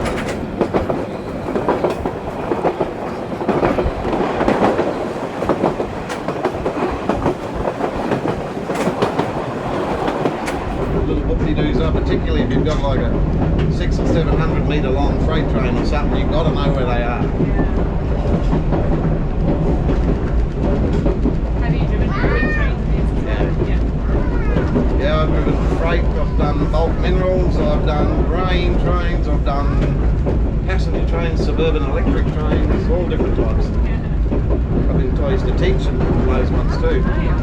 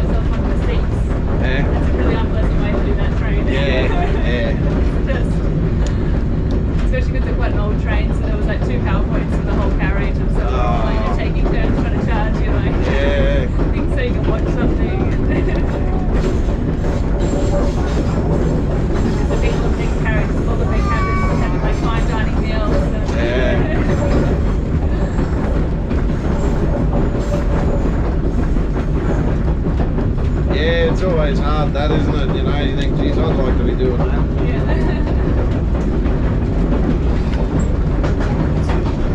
think it's nice though about the stopping and starting and the getting off and it's quite nice. I think the sleeping on the trains is never comfortable, it's never it's quite nice to actually get off and yeah, I used to like the old overnight sleeper trains. I quite enjoyed those. yeah.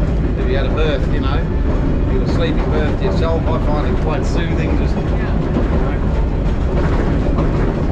My parents came up from Melbourne to Cairns this year on the train. oh yeah, So it was Melbourne to Sydney yep, overnight, yep, and then Sydney to Brisbane. So like a day in Sydney, Yep. and then like overnight again from Sydney. But they were doing track repairs, so they had to get off at like 3 in the morning to get a bus the rest of the way to Brisbane. That's the thing I hate is, sometimes if I've got time, I like to do those longer train trips to get where I want to go and enjoy the journey, and then you go to book it and then it's just a bus replacement. No, forget it. But and then the Brisbane to Cairns, they said was the nicest bit because it's a newer train. Yeah. The other ones were pretty rickety. Overnight. Yeah, I've had 2 experiences on that XPT train between Melbourne and Sydney a few years ago. The first one was horrible. The staff, the onboard staff, they were really rude, horrible to people.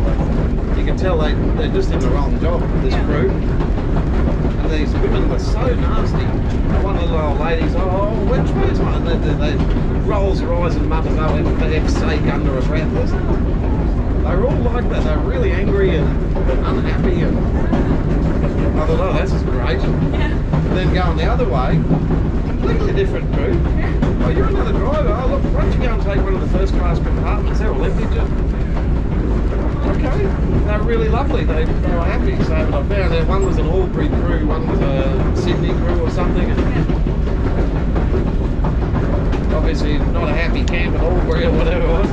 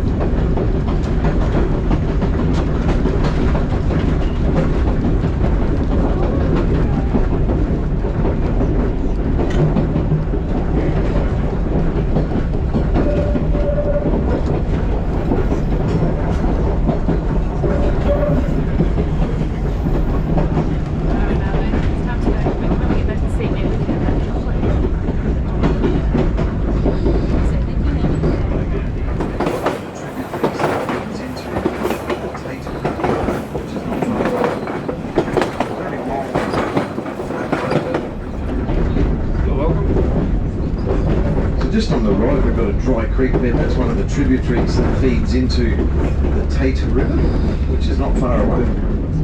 But a very long, flat, low-level bridge up here, the Tate River.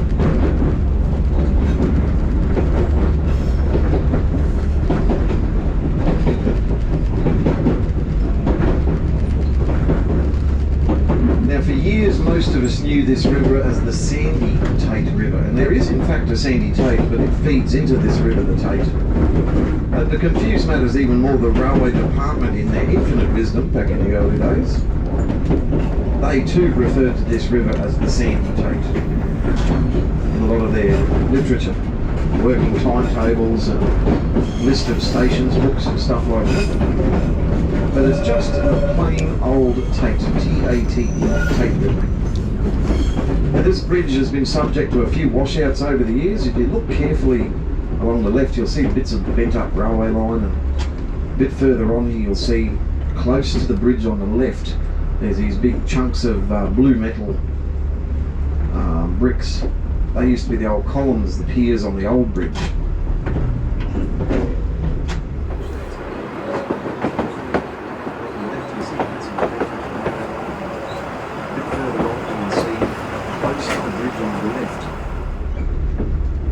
But it doesn't take long for this to fill up. A little bit of rain, and this starts to flow pretty quickly. I think it was the end of last year. I think it might have been the end of the year before. But anyway, on the Thursday we'd come across here heading west, and it was like this, just dry. We come back on the Saturday, right now, and the water's fastly flowing right underneath the bridge.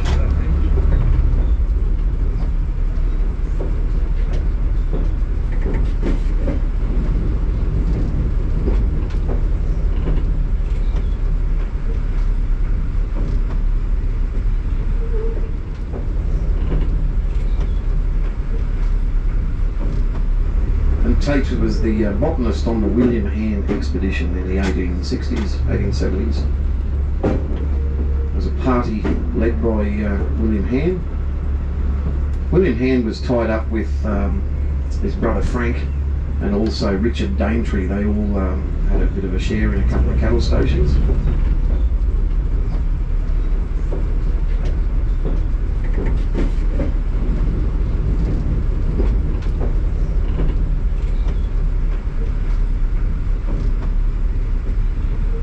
Expedition up here was to explore the uninhabited Cape Bjork area. When we say uninhabited, that was uninhabited by European people. They came up here and Tate was the botanist on that expedition. On the left there's a bit of a sandy track there. That was an old permanent way there for the railway.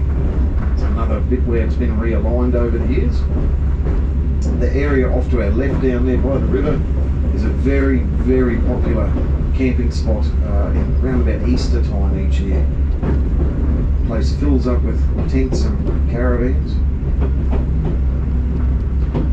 And on our left through here used to be a little settlement, a little township. It was originally known as the 11.25 mile camp. There's an old concrete foundation over there on the left.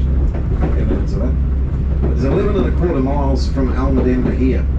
So back in the old days, up until, like I said, probably the early 1990s, it was just about every line in Queensland, every 10 to 20 kilometres there was a little station of some sort, a railway station, and a fettling gang. They would have a trolley shed for their little trolleys and motorised carts they'd put on the track, and they'd look after the track either side of themselves, halfway to the next station. And that station's gang would look after it, and so on and so on.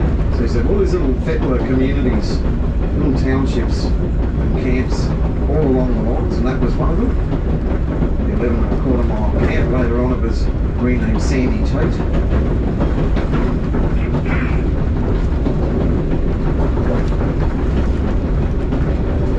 Now, somewhere between here and the next little locality of Utam, we're going to go past on the right hand side. We'll see the back of a pair of twin hills, a twin pair of mountains side by side. I'm going to try and find them, and I'll point them out to you because they become a very interesting reference point after lunch later on. We see them from another angle, and it gives you a bit of an idea of the layout of the track. We're going to do a great big horseshoe type journey to get in and out of Almaden.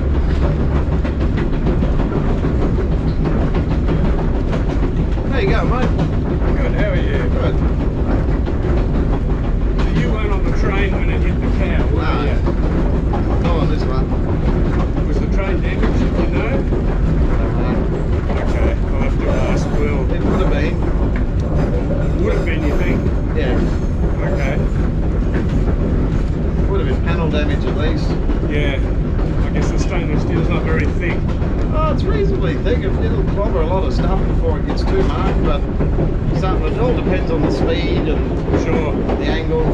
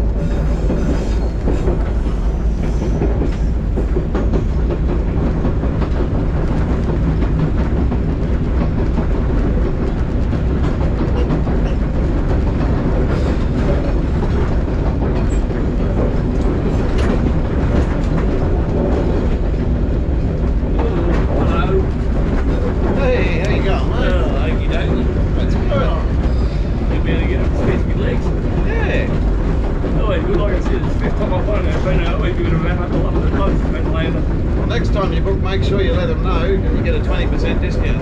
Oh yeah. I've been pushed the last 3 years. I've come on, I've the 5-day trip and then I did this bit last year and now this year again. Yeah, right. But as you, I know you're gang shit on the government, but really this is terrible. This is one big crackety 5 hours. The last time I did it, I had the thing up and we got hit on the glass and I was flying through the windows everything. It's shot. It's so boring. Yeah, those blokes up there aren't really incentivised to invest heavily in commentary. No, it's very basic. So just here, this is a little place called Utan. Utan is a Wakaman indigenous word that means venomous snake. On the right is a limestone quarry at about 1 o'clock through the trees over there. Small buildings here, the current caretaker's property is that newer building under the mango trees.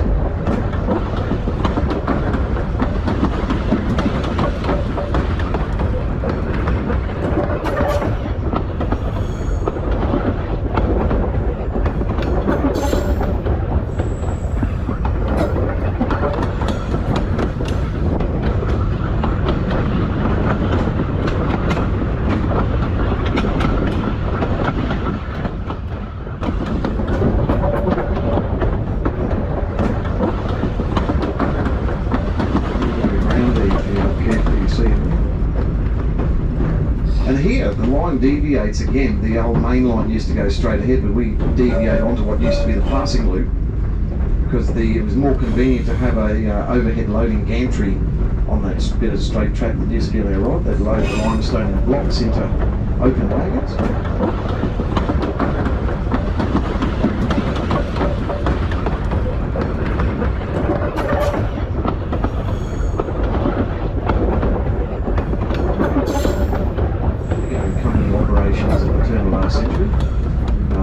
Limestone to the Chiligo company.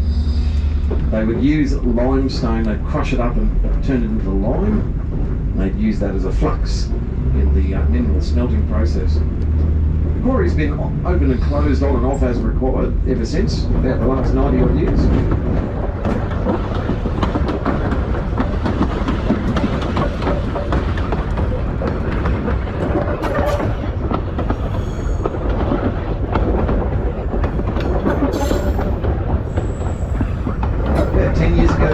Was opened again, it was extracted and sent up to Papua New Guinea, presumably for gold smelting operations. And currently it's been reopened or reactivated again very recently. A company called Miralini Lime, they're operating it, but they're using that limestone in the process of manufacturing road base for road construction projects. But lime is one of the most ancient and most very useful minerals. Turned into a couple of different products. In another past life as a train driver, I spent some months relieving in a depot in a place called Moss Vale, south of Sydney. There's a couple of big limestone quarries south of there, towards Canberra. And we'd pick up, we had 2 dedicated train consists. We called them Yo-Yo 1 and Yo-Yo 2 because all they did is go up and down between the limestone quarry just around the clock 24/7. And the limestone to be taken to another place near Moss Vale called Berrima. At Berrima, there was a cement works. So Laurel would use the limestone, they'd mix it up with other products and they'd rail out a whole heap of other different cement-based products after that.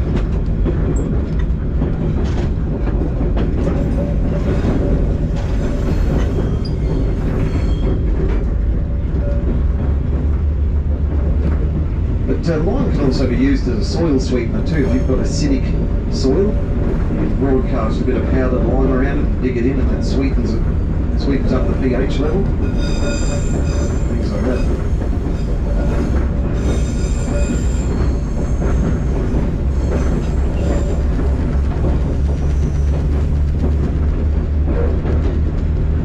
Now the last little bit of trivial information about Utan is previous discussions we've sort of said that steam locomotives on this line were finished after 1927. But Utan was an exception. Steam locos still would come west of Almaden, but only as far as Uteen. That was again a lot to do with the line works there and cattle and stuff like that.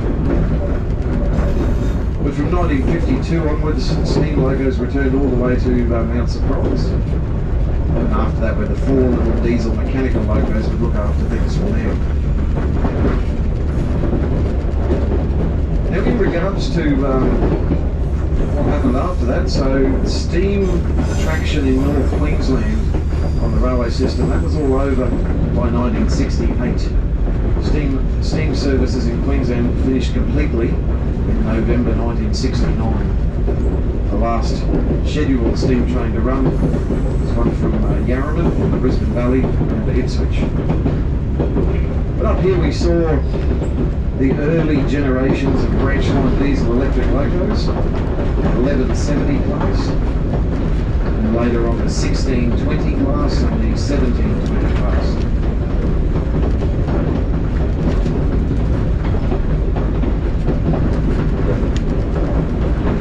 Now in saying that too, when we get to Almaden for lunch, I do recommend it either before lunch or just after lunch. But inside the old station office, there's a lovely collection of photographs that have been accumulated over a long time. A previous station caretaker there, Dennis, he passed away about 2018, sadly. But in his time, he did quite a few years at Almaden. He's looked after the station there for us, but he also amassed this collection of photographs and laminated them and put them all over the walls. There's some really remarkable photos that have been contributed to that collection. There's pictures of the livestock trains out here when they were here, and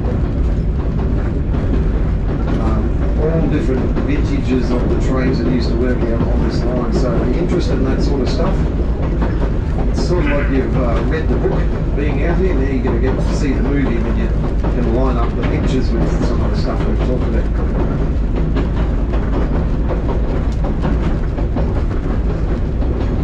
Yeah, that's great. I've been up and always gone in there looking in there. Just took a photo each trip that I've got some coming to up. It's good that most times when I've been up there, it's been on the way back and then I was on the back of the got this can of Coke and Twitchy. Yeah. Probably coming in with the day. And, photos like that's like this. The difference is when I do that 5-day trip, like I go to one night to boring day once you've done 160 years down Monday, sunset, and then it's in over. But then even like this golf plane is boring up the first time. I've bored on in 3 years time. And it's beautiful, but there's only so many times you can do it. Never between that and I've never enjoyed this. Like I said, it's been heavy as time. But this time I've never seen as many mood or wallet. You can't go over the rest of one. There's a lot of that. I mean, and knowing that I can certainly be hotter this year than what it was this time last year. So it's close in a ship. Like the first time I've ever made it, it must have been the last of the year. And then we've got to get a bit March, April, probably 219. Yep. And when we went to see some water, there was still like bloody water around. Yeah. So that's really about it too. I think it's unpredictable. First, as I said, that's why I would do the 4-day trip with this instead of now. I've got to have pictures of enough choice. But like I said, look, I've got nothing against the golf land. No, yeah. I hear what you say. Look, we do hear that a bit. Some people say, look, it's fun from Normanton to morning tea, and that's enough. And then sometimes the bus will pick them up and take them, but they said that's enough. But it's very much, it's very much a the feedback we get a lot. It's a trip you do one way once, and that's it. You've done it, and that's all it is. Well, I did it 3 times, and I would do it again. That's what I said. That's why, like 6-7 weeks ago, I decided I just want to go to Glum. Instead of being one night and day, I went up on a Wednesday and came back on a Saturday. And in all honesty, there was still a day too much. Really, it's about money, but you got me, you can come back happy. And saw the sunset. And really, it even hardly not that much to the pub. I mean, have a bit I asked my clean up to do that. So I get away from this. I'm really pretty bored. Especially back when I was like happy,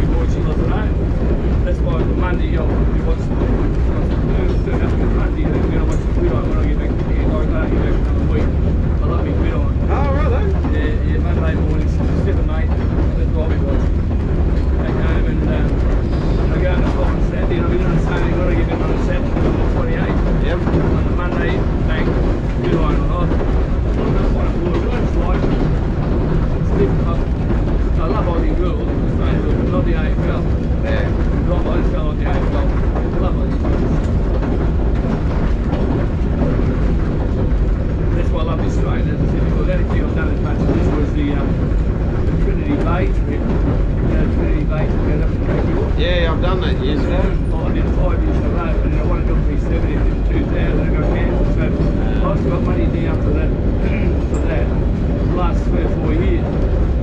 As it starts up, the piece I did make the first dock up top, with the saluting wheel, the 5 made up top, down below, and the other 3 I did the same thing as the things up top. So I still down, I still want to do it. So I've done that. I love that. I love the Timber too, for things up the spike. But so I get the money back to the line. I'm only going to get back to the line. They taking passengers again yet? I ask all the time. When I book this trip. Are they planning to? Well, I felt with COVID, and I mean, I to check on site all the time, including this trip to Hello World, and I'm a regular there. That's kind of, I slowed down doesn't feel good. I see they just bought a new ship, the Newcastle Bay it's called. It's replacing the Trinity Bay. Oh, yeah. They had a Newcastle Bay, they the two was going up. Yeah. One down here carried the Newcastle Bay and the Trinity Bay at passage. So to me, the thing that always had made it was the food. The food was great and the food was great. Yeah, I did it from Thursday Island back to Cairns in 2005. And there was hardly anyone on it because there was a cyclone brewing and everyone chickened out. We flew to Horn Island and spent a week in Horn and TI, come back on the Trinity Bay over about 3 days. We went into Seisha, back around into Cairns. See, what I did, I teach the ensuite, right? You pay more, but I told like that to me, mate, first doing it by myself. At least a bit, I'll come like down below the noise, but the crew, fantastic. And I remember the first time I went up to Horn Island. I always said, that's the second most global place in Australia after Darwin. They never had me Horn Island then. And that was fascinating about history, which I didn't know. And then got to the 30 old always end up at the Grand Hotel. Before coming back. But, I just got that history, and the worst part about it, the worst part about it now, more about American history and part of the world history than Australian history. All about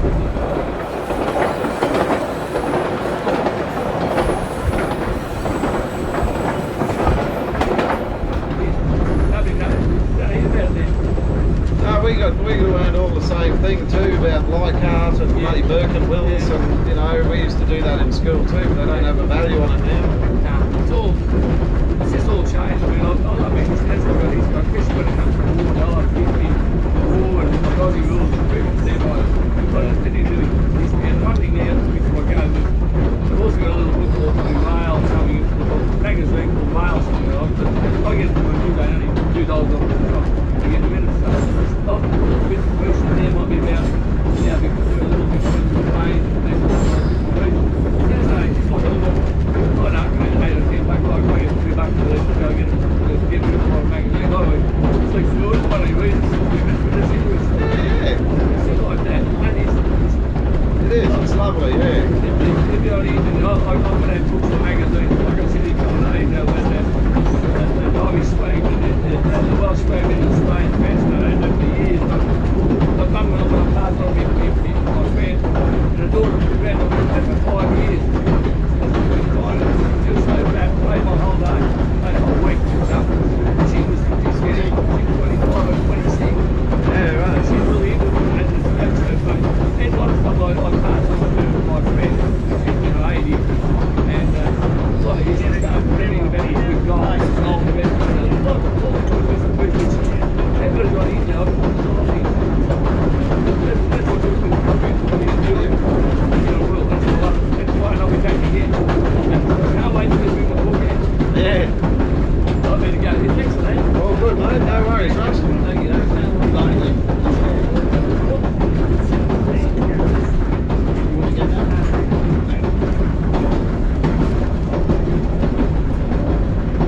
Good morning. Hello again, Hamish. How are you? Good. Excellent. Hamish, you mentioned an early family out here. Was it Ham? No, Han, H-A-N-N for November. William Han, he led an expedition. Yeah. Yeah, the two Han brothers had cattle properties further south. Yeah. And they were connected with Richard Daintree. They were all sort of shareholders. Of, Yeah. there was another bloke on it called Taylor.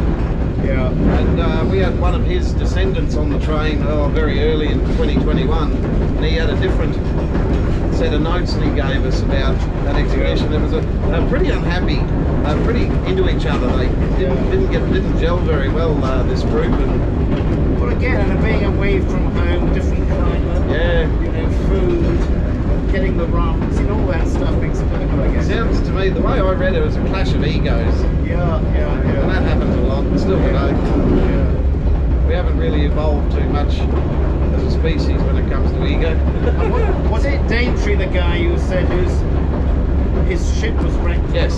Yeah.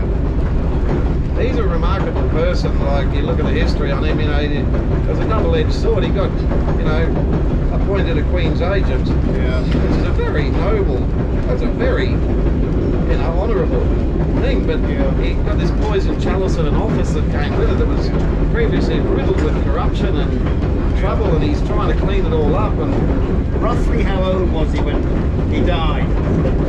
yeah, so but that was the other problem. So he's trying to clean up this mess that he's inherited back in England.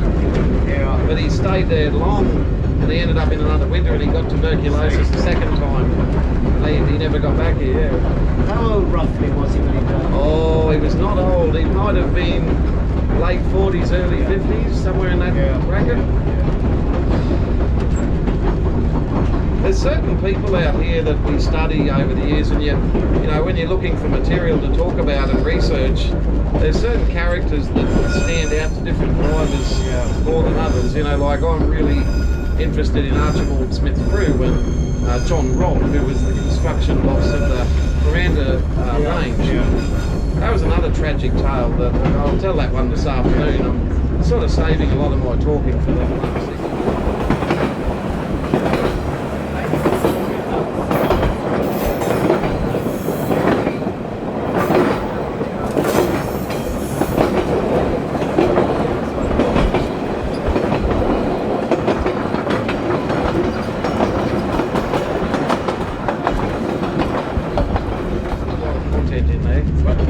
I like your story about the staffs too. Yeah, no, you know, the downside, they're in a storage shed at the moment because I've moved into a one-bedroom apartment in a resort, just easy for me. And when I have had them on display at home, you get people, visitors come over and they want to walk there because they're all different colours and they look interesting. Well, what do they do? And you've got to explain it. So it's like when they're hidden away, I don't have to do that anymore. That's a good point. And God, try explaining electric staff or electric tablet. It's just, no, I don't want to do this, you know. So just here we are on the approaches to our lunch stop at Almaden. We've made some good time. Well, I see you later. Yes, well, We've made some good time. I've been a little bit quiet this morning because I'm trying to concentrate on getting us here. Because as I said, I really hate seeing our passengers rushed through a lunch. So you're going to get a healthy 1 hour lunch break here very shortly. The other thing that's occurring now too,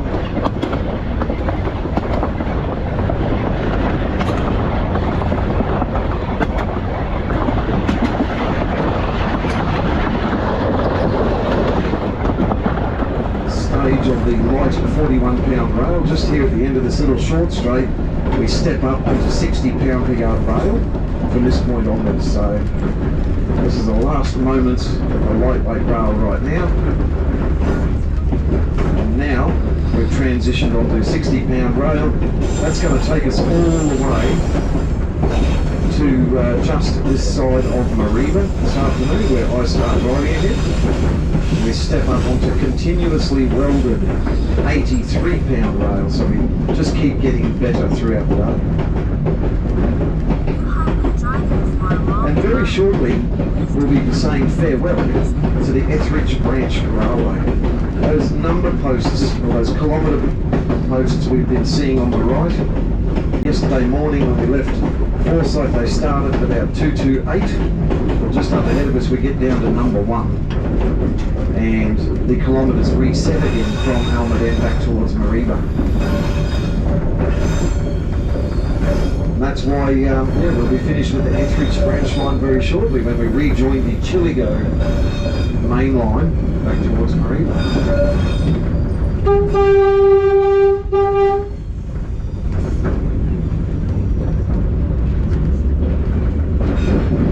Now, when we pull up at the railway station, we have had some issues with electricity. There's a crook power pole near the station that's being replaced. I don't know if it has been or not. But as a result, the men's toilets at the station, which are in a separate little building on this end of the platform, they may not be working if you need to use the full toilet. The trough works fine. But if you need a fully working toilet, I'd probably recommend going to the one at the back of the pub. Ladies, your toilet system in the main building, closest to the front end of this train, that's gravity fed from the big water tower here, they work fine still. Like I said, don't forget to check out the museum of photos in the station office at some point. And with your lunch, it's just straight across on our left when we stop, Railway Hotel. If you've booked a dietary requirement when you made your booking, if you're vegan or gluten-free or whatever, if you've made that notation in your booking, just please let the staff at the bar know that you are that person with that particular requirement, and they'll have your particular meal set aside for you. Everyone else, so basically it's a bit of a buffet. You just check in at the bar, you grab a plate and you go around the pool table and load up on the beautiful salads and cold meats and homemade slices and things. So please enjoy that. On the left, that's the old line to Chiligo. It hasn't seen a train since 1992. Our station caretaker Pete, he's going to put some nice aluminium steps on the two middle doors on the left, so the rear of this front unit, the front of the rear unit, make it a bit easier to step onto the platform.